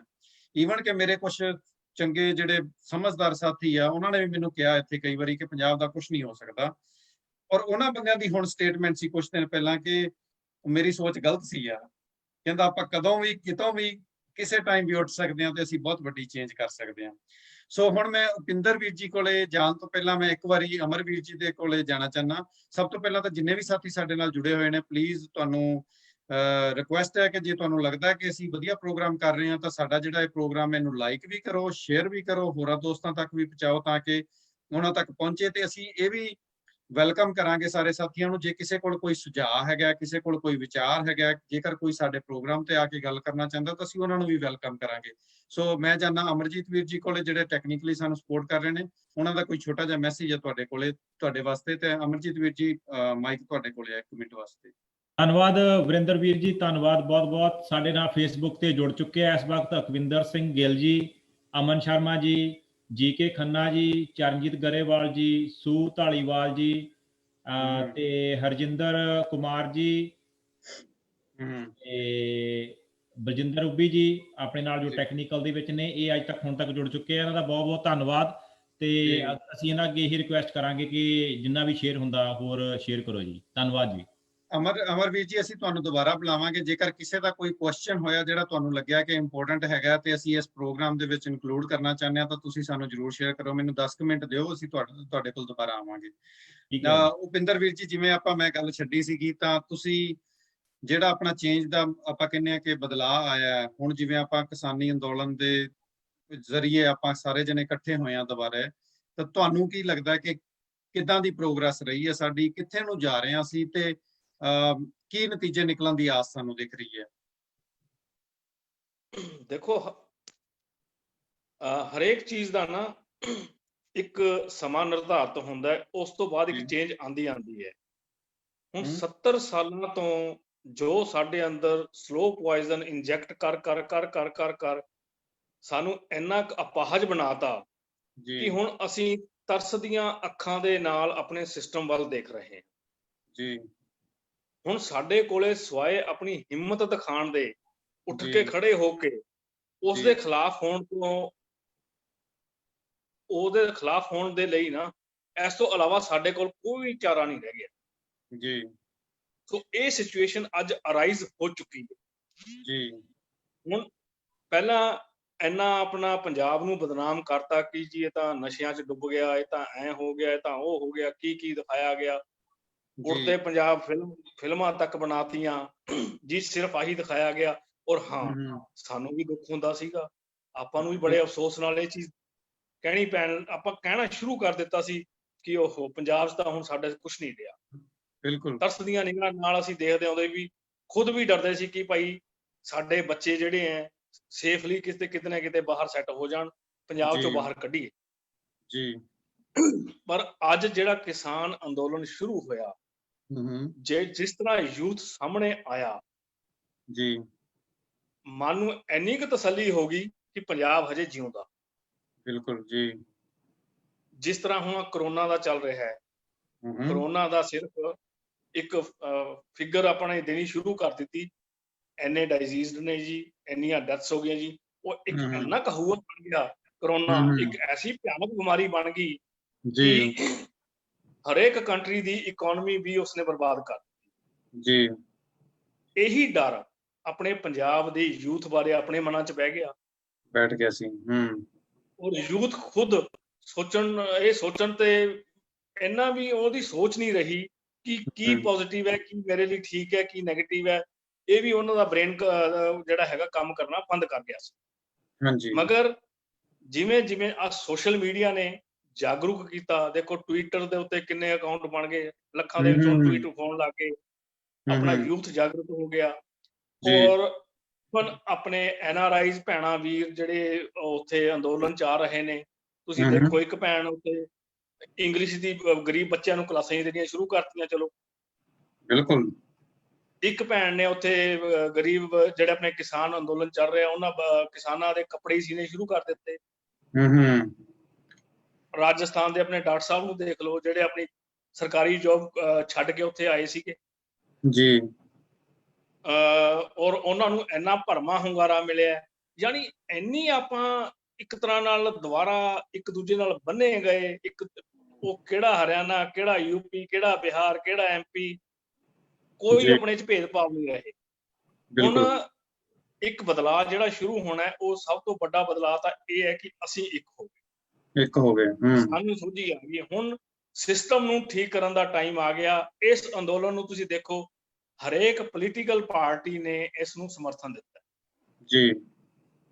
ਉਸ ਤੋਂ ਇਲਾਵਾ ਚਾਹੇ ਉਹਨਾਂ ਨੇ ਰਾਜਨੀਤਿਕ ਦਿੱਤਾ ਹੈ, ਪਰ ਇੱਕ ਆਮ ਆਦਮੀ ਪਾਰਟੀ ਦੀ ਮੈਂ ਸਿਫਤ ਕਰੂੰਗਾ ਜੀ। ਉਹਨਾਂ ਦੀ ਚਾਹੇ ਦਿੱਲੀ ਦੀ ਟੌਪ ਲੀਡਰਸ਼ਿਪ ਹੈ, ਚਾਹੇ ਆਪਣੇ ਪੰਜਾਬ ਦੀ ਲੀਡਰਸ਼ਿਪ ਹੈ, ਚਾਹੇ ਉਹਨਾਂ ਦੇ ਆਪਣੇ ਵਲੰਟੀਅਰਸ ਨੇ, ਚਾਹੇ ਉਹ ਪੰਜਾਬ ਲੈਵਲ ਦੇ ਨੇ, ਚਾਹੇ ਇੰਡੀਆ ਲੈਵਲ ਦੇ ਨੇ, ਚਾਹੇ ਵਰਲਡ ਲੈਵਲ ਦੇ ਨੇ, ਜਿਹੜੇ ਕਿਸਾਨ ਅੰਦੋਲਨ ਦੇ ਨਾਲ ਜੁੜੇ ਨੇ, ਉਹ ਕੋਈ ਰਾਜਨੀਤੀ ਕਰਨ ਵਾਸਤੇ ਨਹੀਂ ਜੁੜੇ, ਉਹ ਦਿਲੋਂ ਕਰ ਰਹੇ ਨੇ। ਅਗਰ ਕੱਲ ਨੂੰ ਆਉਣ ਵਾਲੇ ਸਮੇਂ ਦੇ ਵਿੱਚ ਐਸੀ ਪੋਲੀਟੀਕਲ ਪਾਰਟੀ ਜਿਹੜੀ ਕਿ ਸਿੰਸੀਅਰ ਹੋ ਕੇ ਇਸ ਤਰ੍ਹਾਂ ਆਪਣੇ ਕਿਸਾਨ ਅੰਦੋਲਨ ਲੋਕਾਂ ਦੇ ਭਲੇ ਵਾਸਤੇ ਕੰਮ ਕਰ ਰਹੀ ਹੈ, ਅਗਰ ਕਿਸਾਨ ਸਮਰਥਨ, ਲੋਕਾਂ ਦਾ ਸਮਰਥਨ ਉਹਨਾਂ ਨੂੰ ਮਿਲ ਜਾਵੇ ਤੇ ਆਪਣਾ ਸਿਸਟਮ ਚੇਂਜ ਹੋ ਜਾਵੇ, ਤਾਂ ਪੰਜਾਬ ਦੀ ਨੁਹਾਰ ਬਦਲਣ ਦੇ ਚਾਂਸ ਹੋ ਗਏ ਨੇ। ਔਰ ਉਮੀਦ ਜਾਗ ਗਈ ਹੈ ਕਿ ਹੁਣ ਪੰਜਾਬ ਠੀਕ ਹੋਏ ਜੀ। ਇਹ ਚੰਗੀ ਗੱਲ ਹੋਈ ਹੈ ਕਿ ਐਟਲੀਸਟ ਜਿਹੜੇ ਆਪਣੇ ਯੂਥ ਸੀਗੇ, ਡੈਫੀਨੇਟਲੀ ਆਪਾਂ ਬਿਜ਼ੀ ਤਾਂ ਸੀਗੇ ਸਾਰੇ ਜਣੇ, ਹਰੇਕ ਬੰਦੇ ਦੇ ਘਰੇ ਡੰਗਰ ਰੱਖੇ ਹੁੰਦੇ ਆ, ਖੇਤ ਹੈਗੇ ਆ, ਆਪਾਂ ਸਾਰੇ ਕਿਤੇ ਨਾ ਕਿਤੇ ਲੱਗੇ ਹੋਏ ਸੀ, ਸਾਹਮਣੇ ਨਹੀਂ ਆ ਰਹੇ ਸੀ। ਜਿਹੜੇ ਪੜ੍ਹਨ ਵਾਲੇ ਸੀ ਉਹ ਪੜ੍ਹ ਰਹੇ ਸੀ ਤੇ ਅੱਗੇ ਆ ਰਹੇ ਸੀ। ਪਰ ਜਿਹੜੀ ਅੰਡਰਸਟੈਂਡਿੰਗ ਹੈਗੀ ਹੈ ਉਹ ਇਸ ਅੰਦੋਲਨ ਦੇ ਵਿੱਚ ਆਈ ਥਿੰਕ ਜਾ ਕੇ ਲੋਕਾਂ ਦੀ ਹੋਰ ਬਣੂਗੀ ਕਿ ਸਾਡੇ ਹੱਕ ਕੀ ਹੈਗੇ ਆ। ਬੇਸਿਕਲੀ ਸਾਨੂੰ ਹੱਕਾਂ ਦਾ ਵੀ ਬਹੁਤਾ ਪਤਾ ਨਹੀਂ ਸੀ। ਮੈਜੋਰਿਟੀ ਆਫ ਜਿਹੜੀ ਆਪਣਾ ਯੂਥ ਸੀ ਉਹ ਠੀਕ ਹੈ, ਆਪਣਾ ਮਿਹਨਤ ਕਰ ਰਹੇ ਸੀ, ਕੰਮ ਕਾਰ ਸਭ ਕੁਝ ਠੀਕ ਠਾਕ ਚੱਲੀ ਜਾਂਦਾ ਸੀ, ਪਰ ਜਿਹੜੇ ਹੱਕਾਂ ਵਾਸਤੇ ਲੜਨਾ ਕਿੱਦਾਂ ਆ, ਉਹਦੀ ਸ਼ਾਇਦ ਸਾਨੂੰ ਅਵੇਅਰਨੈਸ ਥੋੜੀ ਜਿਹੀ ਘੱਟ ਸੀ। ਪਰ ਇਸ ਅੰਦੋਲਨ ਦੇ ਵਿੱਚ ਜਾ ਕੇ ਉਹਨਾਂ ਨੂੰ ਇੱਕ ਅਵੇਅਰਨੈਸ ਵੀ ਮਿਲੇਗੀ, ਇੱਕ ਪਲੇਟਫਾਰਮ ਵੀ ਮਿਲਿਆ, ਕੁਝ ਚੰਗੇ ਲੋਕ ਵੀ ਮਿਲੇ, ਤਾਂ ਉਹਨਾਂ ਦੀ ਅੰਡਰਸਟੈਂਡਿੰਗ ਬੜੇ ਵੱਡੇ ਲੈਵਲ ਤੇ ਬਿਲਡ ਹੋਊਗੀ। ਮਨਮੋਹਨ ਵੀਰ ਜੀ, ਇੱਕ ਹੁਣ ਆਪਾਂ ਵਾਪਸ ਆ ਜਾਂਦੇ ਹਾਂ ਕੱਲ ਦੀ ਮੀਟਿੰਗ ਤੇ।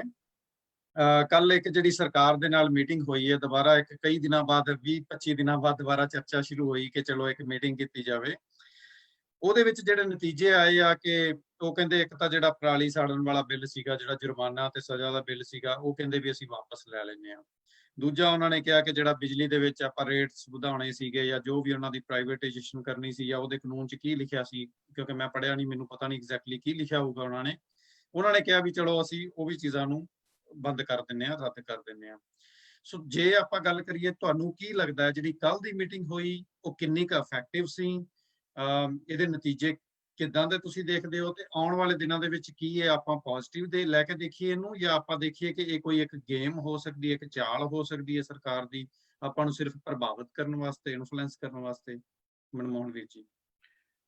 ਤਕਰੀਬਨ 40 ਕਿਸਾਨ ਯੂਨੀਅਨਸ ਨੂੰ ਇਨਵੀਟੇਸ਼ਨ ਆਇਆ ਸੀਗਾ 3 ਦਿਨ ਪਹਿਲਾਂ ਜੀ। ਅੱਜ ਵਾਲੇ 'ਚ 3 ਮਿਨਿਸਟਰ, ਯੂਨੀਅਨ ਮਿਨਿਸਟਰਸ ਉਹਦੇ 'ਚ ਸੀਗੇ ਜੀ। ਤੇ ਕਾਫੀ ਇਨਫੋਰਮਲ ਦੋਨਾਂ ਪਾਸਿਆਂ ਤੋਂ ਹੀ ਰਿਪੋਰਟਸ ਆਈਆਂ ਨੇ। ਮੈਂ ਦੋਨਾਂ ਦੀਆਂ ਹੀ ਦੇਖੀਆਂ, ਮਿਨਿਸਟਰ ਦੀਆਂ ਤੇ ਆਪਣੇ ਕਿਸਾਨ ਯੂਨੀਅਨ। ਤੇ ਇਹਦੇ ਤੇ ਬੜਾ ਸੋਹਣਾ ਅੱਜ ਪੰਜਾਬ ਆਪਣੇ ਟ੍ਰਿਬਿਊਨ 'ਚ ਵੀ ਆਰਟੀਕਲ ਸੀਗਾ। ਕਿਸਾਨ ਯੂਨੀਅਨਸ ਵਾਲਿਆਂ ਨੇ ਅੱਜ ਪਹਿਲੀ ਵਾਰੀ ਕੰਫਰਟੇਬਲ ਫੀਲ ਕੀਤਾ ਕਿ ਅਸੀਂ ਜੋ ਮੁੱਦੇ ਲੈ ਕੇ ਗਏ ਸੀਗੇ, ਸਾਡੇ ਉਹ 3, ਜਿਹੜਾ ਪਹਿਲਾ ਮੁੱਦਾ ਰਿਪੀਲ ਕਰਨ ਵਾਲਾ, ਵਾਪਸ ਲੈਣ ਵਾਲਾ ਕਾਨੂੰਨ, ਉਹਦੇ ਤੇ ਉਵੇਂ ਹੀ ਖੜੇ ਨੇ, ਉਹਦੇ ਤੇ ਕੋਈ ਗੱਲਬਾਤ ਨਹੀਂ ਜੀ ਅੱਜ ਦੀ ਕੋਈ ਪੋਜ਼ਿਟਿਵ ਨਹੀਂ ਹੋਈ, ਉਹਦੇ ਤੇ MSP ਦੀ ਨਹੀਂ ਹੋਈ। ਪਰ ਇਹ ਜਿਹੜੇ 2 ਮੁੱਦੇ ਨੇ, ਇਹ ਇੱਕ ਸਾਈਡ ਟਰੈਕ ਵਾਲੇ ਮੁੱਦਿਆਂ ਨੂੰ ਕਹਿ ਦਿਓ ਵੀ ਤੁਸੀਂ ਪੋਜ਼ਿਟਿਵ ਡਿਵੈਲਪਮੈਂਟ ਹੋਈ ਹੈ, ਜਿਹਦੇ 'ਚ ਮਿਊਚੁਅਲੀ ਯੂਨੀਅਨਸ ਵੀ ਤੇ ਉਹਨਾਂ ਨੇ ਵੀ ਤੋੜ ਮਰੋੜ ਦਿਖਾਈ। ਕਹਿ ਰਹੇ ਸੀਗੇ ਕਿ 2 ਘੰਟੇ ਤੋਂ ਬਾਅਦ ਅੱਜ ਪਹਿਲੀ ਵਾਰੀ ਇਨਫੋਰਮਲੀ ਉਹਨਾਂ ਨੇ ਚਾਹ ਤੇ ਸਨੈਕਸ ਆਫਰ ਕੀਤੇ, ਤੇ ਇਹ ਕੋਈ 4 ਘੰਟੇ ਤੋਂ ਉੱਪਰ ਚੱਲੀ ਸੀ ਮੀਟਿੰਗ, ਤੇ ਬਾਅਦ 'ਚ ਉਹ 3 ਮਿਨਿਸਟਰਸ ਨੇ ਇਹ ਯੂਨੀਅਨਸ ਦੇ ਨਾਲ ਲੰਗਰ ਵੀ ਛਕਿਆ ਬਾਹਰ ਆ ਕੇ। ਟੈਨਸ਼ਨ ਥੋੜੀ ਜਿਹੀ ਘਟੀ, ਤੇ ਹੁਣ ਸ਼ਾਇਦ ਮੀਟਿੰਗ, ਜੇ ਮੈਂ ਗਲਤ ਨਾ ਹੋਵਾਂ ਤਾਂ ਸ਼ਾਇਦ 4 ਜਨਵਰੀ ਦੀ ਰੱਖੀ ਆ ਦੁਬਾਰਾ। ਤੇ ਈਵਨ ਕਿਸਾਨ ਯੂਨੀਅਨਸ ਦੀ ਕੁਛ ਹੱਦ ਤੱਕ ਸਟੇਟਮੈਂਟ ਇਹ ਸੀਗੀ ਕਿ ਅਸੀਂ ਥੋੜਾ ਜਿਹਾ ਕੰਫਰਟੇਬਲ ਫੀਲ ਕਰਦੇ ਹਾਂ ਕਿ ਐਟਲੀਸਟ ਚਲੋ 2 ਮੁੱਦਿਆਂ ਤੇ ਕੰਪਰੋਮਾਈਜ਼ ਹੋਇਆ, ਤੇ ਅਸੀਂ ਹੁਣ ਜਿਹੜੀ ਇਸ ਇਨਫੋਰਮਲ ਕਰਕੇ ਮੀਟਿੰਗ ਕਰਕੇ ਜਿਹੜੀ ਟੈਨਸ਼ਨ ਖਤਮ ਹੁੰਦੀ ਕਰਕੇ ਜਿਹੜੀ ਹੋਪ ਹੈਗੀ ਉਹ 4 ਵਾਲੀ ਮੀਟਿੰਗ ਤੱਕ ਕੁਛ ਹੋਊਗੀ। ਇਹ ਤਾਂ ਸੀਗੀ ਜੋ ਕੁਛ ਅੱਜ ਹੋਇਆ। ਪਰ ਇਹਦੇ ਤੋਂ ਇਹ ਅੰਦਾਜ਼ਾ ਲਾਉਣਾ, ਦੇਖੋ ਠੰਡ ਦੀ ਰੁੱਤ, ਉੱਥੇ ਕੋਲਡ ਦੀ ਵੇਵ ਆ ਰਹੀ ਆ ਦੁਬਾਰਾ, ਪਹਿਲੀ ਗੱਲ। ਦੂਜੀ ਗੱਲ, ਨਵਾਂ ਸਾਲ ਆ ਰਿਹਾ, ਇਹ ਬੜਾ ਭਿਆਨਕ ਸਾਲ ਸੀਗਾ ਕਈ ਤਰੀਕਿਆਂ ਨਾਲ। ਤੇ ਜਿਹੜੇ ਵਿਚਾਰੇ ਭੈਣ ਭਰਾ 80 ਸਾਲ ਦੇ, 85 ਸਾਲ ਦੇ, 70 ਸਾਲ 75 ਸਾਲ ਦੀਆਂ ਮਾਤਾਵਾਂ, NRIs, ਬੱਚੇ ਬੈਠੇ ਨੇ, ਦੁੱਧ ਚੁੰਗਦੇ ਬੱਚਿਆਂ ਨੂੰ ਲੈ ਕੇ ਮਾਵਾਂ ਵੀ ਗਈਆਂ ਹੋਈਆਂ ਨੇ। ਫਿਰ ਬਿਹਾਰ ਦੇ ਵਿਚਾਰੇ ਲੋਕਾਂ ਤੇ ਜ਼ੁਲਮ ਢਾਇਆ ਇਹਨਾਂ ਨੇ ਕੱਲ। ਉਹ ਜਿਹੜੇ ਇੱਥੇ ਨੂੰ ਆਉਣਾ ਚਾਹੁੰਦੇ ਸੀਗੇ, ਉਹਨਾਂ ਦੇ ਪ੍ਰੋਟੈਸਟ ਵਾਲੀਆਂ ਫੋਟੋਆਂ ਦੇਖੀਆਂ ਨਹੀਂ ਜਾਂਦੀਆਂ, ਜਦੋਂ ਉਹਨਾਂ ਤੇ ਕਹਿਰ ਟੁੱਟਿਆ, ਉਹਨਾਂ ਤੇ ਵੀ ਲਾਠੀ ਚਾਰਜ ਦਾ ਤੇ ਬੀਟਿੰਗ ਦਾ ਤੇ ਟੌਰਚਰ ਦਾ। ਸੋ ਕੀ ਇਹ ਜਿਹੜੇ ਹਾਕਮਕਾਰ ਨੇ ਉਹ ਸੁੱਤੇ ਪਏ ਨੇ? ਉਹਨਾਂ ਨੂੰ ਨਹੀਂ ਪਤਾ ਸੀ ਕਿਸ ਹਾਲਾਤਾਂ ਚੋਂ ਲੰਘ ਰਹੇ ਆ। ਠੀਕ ਹੈ, ਸਾਨੂੰ ਚਾਹ ਪਿਲਾ ਕੇ ਤੇ ਸਾਡੇ ਨਾਲ ਲੰਗਰ ਛਕ ਕੇ ਸਾਨੂੰ ਵੀ ਬੈਟਰ ਫੀਲ ਕਰ ਦਿੱਤਾ, ਤੇ ਆਪ ਵੀ ਸੋਚਿਆ ਵੀ ਚਲੋ ਲੱਗਦਾ ਵੀ ਆਪਾਂ, ਇਹ ਉਹ ਗੱਲ ਆ ਜੀ, ਲੈ ਮੈਂ ਤੈਨੂੰ ਰਵਾ ਦਿੰਦਾ, ਪਰ ਆ ਲੈ ਟਿਸ਼ੂ ਆਪਦੀਆਂ ਅੱਖਾਂ ਪੂੰਝ ਲੈ। ਸੋ ਹਾਲਾਤ ਤਾਂ ਚਿੰਤਾਜਨਕ ਹੀ ਨੇ, ਹਾਲੇ ਵੀ ਇਸ਼ੂ ਤਾਂ ਕੋਈ ਨਹੀਂ ਰਿਜ਼ੋਲਵ ਹੋਇਆ। ਟਾਈਮ ਤਾਂ ਹਾਲੇ ਹੋਰ ਹਫ਼ਤੇ ਤੱਕ ਗੈਪ ਪਿਆ ਹੋਇਆ। ਸਾਡੇ ਭੈਣ ਭਰਾ, ਮਾਂ ਬਾਪ, ਸਾਡੇ ਬਜ਼ੁਰਗ ਹਾਲੇ ਵੀ ਉੱਥੇ ਸਟਰਗਲ ਕਰ ਰਹੇ ਨੇ। ਪ੍ਰੋਟੈਸਟ ਉਦਾਂ ਹੀ ਆ, ਠੀਕ ਹੈ, ਉਹਨਾਂ ਦੀ ਸਪਿਰਿਟ ਵਿਚਾਰਿਆਂ ਦੀ ਬਹੁਤ ਹਾਈ ਸਪਿਰਿਟ 'ਚ ਨੇ, ਪਰ ਅਕੰਪਲਿਸ਼ ਤਾਂ ਕੁਝ ਨਹੀਂ ਹੋਇਆ। ਕਿ ਮੋਦੀ ਤੇ ਸ਼ਾਹ ਨੂੰ ਜਿਹੜੇ ਹੋਰ ਕੰਮ ਕਰਦੇ ਫਿਰਦੇ ਆ, ਮੋਦੀ ਦੀ ਮਨ ਕੀ ਬਾਤ ਸੀਗੀ ਪਰਸੋਂ ਜਾਂ ਚੌਥੇ ਵਾਲੇ 'ਚ, ਉਹਨੂੰ ਟਾਈਗਰਸ ਦੀ ਤੇ ਲਾਇਨਸ ਦੀ ਗਿਣਤੀ ਦਾ ਵੀ ਫਿਕਰ ਆ, ਪਰ ਉਸ ਮਨ ਕੀ ਬਾਤ ਵਾਲੇ ਦਿਨ ਨੇਸ਼ਨ ਨੂੰ ਐਡਰੈਸ ਕਰਨ ਵੇਲੇ ਐਡਾ ਸਿੰਸੀਅਰ ਸਵੀਅਰ ਇਸ਼ੂ ਜਿਹੜਾ ਅਫੈਕਟ ਕਰ ਰਿਹਾ ਵਰਲਡ ਦੇ ਡਿਫਰੈਂਟ ਮੀਡੀਆਜ਼, ਸਾਰੇ ਕਾਉਂਸਲੇਟਸ ਤੇ ਐਮਬੈਸੀਜ਼ ਤੇ ਪ੍ਰੋਟੈਸਟ ਹੋ ਰਹੇ ਨੇ, ਉਹਨਾਂ ਤੱਕ ਕੀ ਗੱਲ ਬਈ ਇਹ ਆਵਾਜ਼ ਨਹੀਂ ਪਹੁੰਚਦੀ? ਕਿਹੋ ਜਿਹੇ ਇਨਸਾਨ ਨੇ ਇਹ? ਇਹੋ ਜਿਹੇ ਲੀਡਰ ਭਾਰਤ ਨੂੰ, ਗ੍ਰੇਟੈਸਟ ਬਿਗੇਸਟ ਡੈਮੋਕ੍ਰੇਸੀ ਨੂੰ ਕਿੱਧਰ ਨੂੰ ਲਈ ਜਾ ਰਹੇ ਨੇ? ਜੀ ਬਿਲਕੁਲ। ਭੁਪਿੰਦਰ ਵੀਰ ਜੀ, ਤੁਸੀਂ ਕੁਝ ਕਹਿਣਾ ਚਾਹੁੰਦੇ ਜੀ? ਤੁਹਾਡਾ ਮਿਊਟ ਹੈ, ਤੁਸੀਂ ਅਨਮਿਊਟ ਕਰ ਲਓ ਪਹਿਲਾਂ। ਮੈਂ ਮਨਮੋਹਨ ਭਾਜੀ ਦੀ ਗੱਲ ਨੂੰ ਅੱਗੇ ਕੰਟੀਨਿਊ ਅਗਰ ਕਰਾਂ, ਅਗਰ ਆਪਾਂ ਪਿੱਛੇ ਜਾ ਕੇ ਬੈਕਗਰਾਉਂਡ ਦੇਖੀਏ, ਜਦੋਂ ਨਰਿੰਦਰ ਮੋਦੀ ਨੂੰ ਆਪਾਂ ਪ੍ਰਧਾਨ ਮੰਤਰੀ ਫੇਸ ਜਦੋਂ ਬਣਾਇਆ ਸੀਗਾ, ਉਦੋਂ ਅਡਵਾਨੀ ਤੇ ਮੋਦੀ ਇਹ ਦੋ ਫੇਸ ਜਿਹੜੇ ਬੀਜੇਪੀ ਦੇ ਅੱਗੇ ਆ ਰਹੇ ਸੀਗੇ, ਤੇ ਆਰਐਸਐਸ ਵੱਲੋਂ ਤੇ ਬੀਜੇਪੀ ਵੱਲੋਂ ਇਹ ਸਮਝੌਤਾ ਹੋਇਆ ਸੀ ਕਿ ਜਿਹੜਾ ਬੰਦਾ ਫਾਈਨਾਂਸਿਸ ਅਰੇਂਜ ਕਰਨ ਦੇ ਵਿੱਚ ਅੱਗੇ ਆਏਗਾ ਉਹ ਪੀਐਮ ਫੇਸ ਹੋਏਗਾ। ਕੁਝ ਅਡਵਾਨੀ ਕਾਮਯਾਬ ਨਹੀਂ ਹੋਇਆ, ਮੋਦੀ ਕਾਮਯਾਬ ਹੋ ਗਿਆ, ਤਾਂ ਇਹ ਪੀਐਮ ਦਾ ਫੇਸ ਬਣਿਆ ਸੀ। ਜਿਹੜੇ ਫਾਈਨਾਂਸਿਸ ਅਰੇਂਜ ਹੋਏ ਉਹ ਅੱਜ ਕ੍ਰਿਸਟਲ ਕਲੀਅਰ ਹੈ ਕਿ ਉਹ ਇਸ ਨੂੰ ਜਿਹੜੀ ਸਪੋਰਟ, ਫਾਈਨੈਂਸ਼ੀਅਲ ਸਪੋਰਟ ਦੇ ਨਾਲ ਜਿਹੜਾ ਪੀਐਮ ਬਣਾਇਆ ਗਿਆ, ਜੋ ਵੀ ਇਹਦਾ ਖਰਚਾ ਹੋਇਆ ਉਹ ਅੰਬਾਨੀ ਅਦਾਨੀਆਂ ਨੇ ਕੀਤਾ ਸੀ। ਬਿਲਕੁਲ ਜੀ। ਔਰ ਇਹ ਇਸੇ ਵਾਸਤੇ ਪ੍ਰਾਈਮ ਮਿਨਿਸਟਰ ਬਣਾਏ ਗਏ ਸੀ ਕਿ ਇਹ ਕੰਟਰੈਕਟ ਫਾਰਮਿੰਗ ਨੂੰ ਲੈ ਕੇ ਆਣਗੇ ਜੀ। ਠੀਕ ਹੈ। ਇਹ ਜਿਹੜੇ ਇਹਦੇ ਧੌਣ 'ਚ ਕਿੱਲਾ ਗੱਡਿਆ ਹੋਇਆ ਹੈ ਮੋਦੀ ਦੇ, ਉਹ ਇਸੇ ਕਰਕੇ ਗੱਡਿਆ ਹੋਇਆ ਕਿ ਇਹ ਇਸੇ ਕੰਡੀਸ਼ਨ ਦੇ ਪ੍ਰਾਈਮ ਮਿਨਿਸਟਰ ਬਣਾਏ ਗਏ ਸੀ। ਹੁਣ ਇਹ ਬਿੱਲ ਵਾਪਸ ਨਹੀਂ ਲੈ ਸਕਦੇ। ਇਹਨੂੰ ਬਿੱਲ ਵਾਪਸ ਲੈਣਾ ਬਹੁਤ ਮੁਸ਼ਕਲ ਹੈ। ਅਗਰ ਇਹ ਬਿੱਲ ਵਾਪਸ ਲੈਂਦਾ ਹੈ ਤਾਂ ਇਹਦਾ political career is at stake ji. ਠੀਕ ਹੈ ਜੀ। ਹੁਣ ਉਹ ਇੱਕ ਕੱਲ ਪਰਸੋਂ ਦੀ ਬੜੀ ਵਾਇਰਲ ਹੋਈ ਹੈ, ਇੱਕ ਬੇਬੇ ਆਪਣੀ ਨੇ ਪੂਰੀ ਤਸੱਲੀ ਕਰਾਈ ਹੈ ਸਿਸਟਮ ਦੀ ਕਿ ਭਾਈ ਅਸੀਂ ਤਾਂ ਦਿੱਲੀ ਦੇ ਚੌਚ ਬੈਠੇ ਹਾਂ ਉਰੇ, ਹੁਣ ਅਸੀਂ ਤਾਂ ਸਮਝ ਲਓ ਵਿਆਹ 'ਚ ਆਏ ਬੈਠੇ ਹਾਂ। ਕਹਿੰਦੇ ਜਦੋਂ ਉਹ ਮੱਕੜ ਜਿਹੜਾ ਹੈ ਨਾ, ਜਦੋਂ ਉਹਦੇ ਪਰ ਨਿਕਲਦੇ ਨੇ ਸਮਝੋ ਉਹਦੀ ਮੌਤ ਤੈਅ ਹੈ, ਉਹ ਦੁਬਾਰਾ ਖੁੱਡ 'ਚ ਵਾਪਸ ਨਹੀਂ ਵੜ ਸਕਦਾ। ਹਾਂਜੀ, ਬਹੁਤ ਵੱਡੀ ਗੱਲ ਉਹਨਾਂ ਨੇ ਕਹੀ ਸੀ ਇਹ, ਉਹ ਬੇਬੇ ਨੇ ਬਹੁਤ ਵੱਡੀ ਗੱਲ ਕਹਿ ਗਈ ਸੀ ਇਹ। ਹੁਣ ਉਹੀ ਗੱਲ ਹੋ ਗਈ, ਇਸ ਨੇ ਉਹ ਐਡੀ ਵੱਡੀ ਗਲਤੀ ਕਰ ਲਈ, ਨਾ ਤਾਂ ਉਹ ਸੱਪ ਦੇ ਮੂੰਹ ਕੋੜ ਕੇ ਲਈ ਨਾ ਕੱਢ ਸਕਦਾ ਨਾ ਨਿਕਲ ਸਕਦਾ, ਨਾ ਇਹ ਹੁਣ ਇਸੇ ਕਰਕੇ ਹੁਣ ਜੋ ਮੀਟਿੰਗਸ ਹੋ ਰਹੀਆਂ ਇਹ ਜਸਟ ਡਿਲੇਇੰਗ ਟੈਕਟਿਕਸ ਨੇ ਜੀ। ਇਸ ਤੋਂ ਵੱਧ ਕੁਝ ਨਹੀਂ ਹੋ ਰਿਹਾ ਮੀਟਿੰਗ ਦੇ ਵਿੱਚ। ਵਰਨਾ ਅਗਰ ਆਪਾਂ ਪਿੱਛੇ ਜੇ ਜਦੋਂ ਇੱਕ ਮੈਂ ਅਰਵਿੰਦ ਕੇਜਰੀਵਾਲ ਜੀ ਦੀ ਮੈਂ ਦੇਖ ਰਿਹਾ ਸੀ ਇੰਟਰਵਿਊ ਦੀ, ਜੋ ਕਹਿ ਰਹੇ ਸੀਗੇ ਉਹ ਉਹਨਾਂ ਨੂੰ ਕੁਐਸਚਨ ਪੁੱਟ ਕਰ ਰਹੇ ਸੀ ਬਾਰ-ਬਾਰ, ਤਾਂ ਉਹ ਕਹਿੰਦੇ ਸੀ ਮੈਨੂੰ ਇੱਕ ਗੱਲ ਦੱਸੋ ਜੀ, ਮੈਨੂੰ ਕਾਨੂੰਨ ਦਾ ਨੁਕਸਾਨ ਨਹੀਂ ਹੈਗਾ ਕਿ ਨਹੀਂ ਹੈਗਾ ਉਹਨੂੰ ਛੱਡੋ, ਤੁਸੀਂ ਇਹ ਦੱਸੋ ਕਾਨੂੰਨ ਦਾ ਫਾਇਦਾ ਕੀ ਜੀ। ਉਹ ਕਹਿੰਦੇ ਨੇ ਜੀ ਵੀ ਤੁਹਾਡੀ ਜ਼ਮੀਨ ਨਹੀਂ ਜਾਏਗੀ ਜੀ। ਕਹਿੰਦੇ ਫਿਰ ਇਹ ਕਿਹੜਾ ਫਾਇਦਾ ਹੋਇਆ, ਜ਼ਮੀਨ ਤਾਂ ਪਹਿਲਾਂ ਹੀ ਉਹਨਾਂ ਕੋਲ ਹੈ। ਹਾਂਜੀ ਹਾਂ। ਕਹਿੰਦੇ ਜੀ MSP ਅਸੀਂ ਲਾਗੂ ਰੱਖਾਂਗੇ, ਉਹ ਕਹਿੰਦੇ ਉਹ ਤਾਂ ਪਹਿਲਾਂ ਵੀ ਲਾਗੂ ਹੈ ਜੀ, ਦੱਸੋ ਇਹਦਾ ਫਾਇਦਾ ਕੀ ਹੈ, MSP ਮਿਲੀ ਕਿੱਥੇ ਹੈ। ਜੀ ਬਿਲਕੁਲ। ਉਹ ਕਹਿੰਦੇ ਵੀ ਦੇਖੋ ਜੀ ਕਾਰਪੋਰੇਟ ਘਰਾਣੇ ਜਦੋਂ ਖਰੀਦਣਗੇ ਉਹਨਾਂ ਨੂੰ ਵੱਧ ਰੇਟ ਤੇ ਖਰੀਦਣਗੇ। ਉਹ ਕਹਿੰਦੇ ਦੇਖੋ ਅੱਜ 1850 ਰੇਟ ਹੈ, ਅੰਬਾਨੀ ਅਦਾਨੀ ਹੈ, ਉਹਨੂੰ ਕੀ ਲੋੜ, ਉਹਨੂੰ ਕੌਣ ਰੋਕਦਾ, ਜਾ ਕੇ 2000 ਤੇ ਖਰੀਦ ਲਵੇ, ਅੱਜ ਖਰੀਦ ਲਵੇ ਜਾ ਕੇ ਜੀ। ਪਰ ਉਹ ਨਹੀਂ ਹੋ ਰਿਹਾ। ਉਹ ਕਹਿੰਦੇ ਚੰਗਾ ਤੁਸੀਂ ਕੋਈ ਤਾਂ ਫਾਇਦਾ ਮੈਨੂੰ ਗਿਣਾ ਦਿਓ। ਜਦੋਂ ਕੋਈ ਫਾਇਦਾ ਹੈ ਹੀ ਨਹੀਂ ਤਾਂ ਆਪਾਂ ਉਸਨੂੰ ਰੱਦ ਕਰਨ ਲੱਗੇ 1 ਮਿੰਟ ਕਿਉਂ ਨਹੀਂ ਲਾਉਂਦੇ। ਬਿਲਕੁਲ। ਦਿੱਕਤ ਕੀ ਹੈ ਉਹਦੇ ਵਿੱਚ? ਦਿੱਕਤ ਸਿਰਫ ਇਹੀ ਹੈ ਜੋ ਇਨਡਾਇਰੈਕਟਲੀ ਕਨਸਪੀਰੇਸੀ ਦੇ ਅਗੇਂਸਟ ਜਿਹੜੇ ਲਿਆਂਦੇ ਗਏ ਨੇ। ਹੁਣ ਕਹਿੰਦੇ ਨੇ ਜੀ ਜੱਟ ਜਿੰਨਾ ਮਰਜ਼ੀ ਆਪਣਾ ਮਾਲ ਸਟੋਰ ਕਰ ਸਕਦਾ ਜੀ। ਬਈ ਜਿਸ ਬੰਦੇ ਦਾ ਮਾਲ ਗਵਰਨਮੈਂਟ ਅਗਰ MSP ਤੇ ਗਰੰਟਿਡ ਖਰੀਦ ਰਹੀ ਹੈ, ਜੇ ਵਿਕਦੀ ਹੈ ਉਹ, ਤਾਂ ਉਸ ਨੂੰ ਸਟੋਰ ਕਰਨ ਦੀ ਜ਼ਰੂਰਤ ਕੀ ਹੈ ਜੀ। ਫਿਰ ਕਹਿੰਦੇ ਜੀ ਉਹ ਟਰਾਂਸਪੋਰਟ ਦਾ ਗੱਲ ਲੈ ਕੇ ਬੈਠ ਗਏ ਵੀ ਜਿਹੜਾ ਟਰਾਂਸਪੋਰਟ ਤੀਸਰਾ ਬਿੱਲ ਆਇਆ ਵੀ ਟਰਾਂਸਪੋਰਟੇਸ਼ਨ ਕਿਤੇ ਵੀ ਜਾ ਕੇ ਕਿਤੇ ਆਪਣਾ ਵੇਚ ਸਕਦਾ, ਵੀ ਜਿਹੜੇ ਜੱਟ ਦੀ ਜ਼ਮੀਨ, ਜਿਹੜੇ ਜੱਟ ਦੀ ਫਸਲ ਘਰੇ ਬੈਠੇ ਵਿਕ ਰਹੀ ਹੈ, ਕੰਟਰੈਕਟਰ ਕੋਲ ਵਿਕ ਰਹੀ ਹੈ, ਉਹ ਕਿਤੇ ਹੋਰ ਕਿਉਂ ਜਾਊਗਾ। ਸੋ ਇਸ ਚੀਜ਼ ਦਾ ਜਿਹੜਾ ਬੈਨੀਫਿਟ ਹੈ ਉਹ ਤਾਂ ਕਾਰਪੋਰੇਟ ਨੂੰ ਹੈ ਨਾ, ਉਹਨਾਂ ਨੂੰ ਚਾਹੀਦਾ ਸੀਗਾ ਜੀ। ਨਾਮ ਲੈ ਕੇ ਕਿਸਾਨਾਂ ਦਾ, ਕਿਸਾਨਾਂ ਦੇ ਨਾਮ ਤੇ ਟਰਾਂਸਪੋਰਟੇਸ਼ਨ ਦਾ ਤੇ ਸਟੋਰੇਜ ਦਾ ਜਿਹੜਾ ਹੈਗਾ ਵੀ ਉਹ ਉਹਨਾਂ ਨੇ ਨਾਂ ਲੈਤਾ ਕਿਸਾਨਾਂ ਦਾ, ਲੋਕਾਂ ਨੂੰ ਬੇਵਕੂਫ ਬਣਾਉਣ ਲੱਗੇ ਸੀ, ਉਹ ਲੋਕ ਬੇਵਕੂਫ ਬਣੇ ਨਹੀਂ। ਸੋ ਇਹ ਜਿੰਨਾ ਕੁਝ ਪਸਾਰਾ ਚੱਲ ਰਿਹਾ ਹੈ ਹੁਣ, ਇਹ ਸਭ ਤੋਂ ਵੱਡੀ ਗੱਲ ਇਹ ਹੈ ਜੀ, ਹੁਣ ਇਹ ਲੋਕਾਂ ਨੇ ਇਹਨਾਂ ਦਾ ਨਾਸ਼ ਪੱਕਾ ਹੀ ਹੈ, ਬੀਜੇਪੀ ਨੇ ਖਤਮ ਹੋਣਾ ਹੀ ਹੋਣਾ ਹੈ ਜੀ। ਇਹਨਾਂ ਦੀ ਜਿਹੜੀ ਮੰਦੀ ਸੋਚ ਹੈ ਜੀ ਉਸਨੇ ਉਲਟਾ ਬੀਜੇਪੀ ਨੂੰ ਹੀ ਆਉਣ ਵਾਲੇ ਸਮੇਂ ਦੇ ਵਿੱਚ ਖਤਮ ਕਰ ਦੇਣਾ ਜੀ। ਮੇਰੇ ਕੋਲ ਇੱਕ ਸਵਾਲ ਹੈਗਾ ਮਨਮੋਹਨ ਵੀਰ ਜੀ ਤੁਹਾਡੇ ਵਾਸਤੇ, ਪਰ ਉਸ ਤੋਂ ਪਹਿਲਾਂ ਮੈਂ ਬਲਜਿੰਦਰ ਵੀਰ ਜੀ ਨੂੰ ਪੁੱਛਦਾ, ਟੈਕਨੀਕਲੀ ਸਾਨੂੰ ਸਪੋਰਟ ਕਰ ਰਹੇ ਆ, ਕਿ ਵੀਰ ਜੀ ਤੁਹਾਡੇ ਕੋਲ ਇੱਕ ਛੋਟੀ ਜਿਹੀ ਵੀਡੀਓ ਸੀਗੀ ਜਿਹੜੀ ਆਪਾਂ ਦਿਖਾਉਣਾ ਚਾਹੁੰਦੇ ਸੀ ਅੱਜ ਦੇ ਪ੍ਰੋਗਰਾਮ ਦੇ ਵਿੱਚ, ਤੇ ਫਿਰ ਚਾਹੁੰਦੇ ਸੀ ਕਿ ਉਹਦੇ ਤੇ 2 ਮਿੰਟ ਆਪਾਂ ਚਰਚਾ ਕਰੀਏ। ਸੋ ਜੇਕਰ ਤੁਸੀਂ ਰੈਡੀ ਹੈਗੇ ਹੋ ਵੀਡੀਓ ਨਾਲ ਤਾਂ ਆਪਾਂ ਪਲੇ ਕਰ ਸਕਦੇ ਹਾਂ।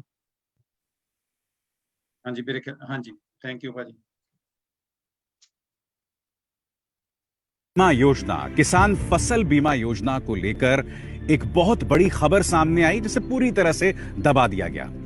खबर यह है कि जाने माने पत्रकार पी साईनाथ का यह दावा है कि किसान फसल बीमा योजना रफाल से भी बड़ा घोटाला है। They are looting more money from the Kisan in insurance than the loot of the Rafale deal. P Sainath क्या कहते हैं मैं आपको सिलसिलेवार तरीके से बताना चाहूंगा। उनका यह कहना है कि दरअसल ये किसानों का नहीं बल्कि अनिल अंबानी और बैंकों की बीमा योजना है। पी साईनाथ ये भी कहते हैं कि इसमें किसानों का पैसा लगा और जो निजी कंपनियां हैं वो मौज कर रही हैं।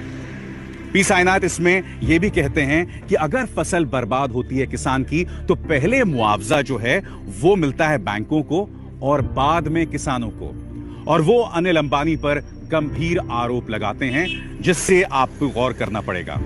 हम आपको बताना चाहेंगे कि प्रधानमंत्री बीमा योजना में अब तक जनता का या किसानों को करीब 66,000 करोड़ रुपए लग चुका है।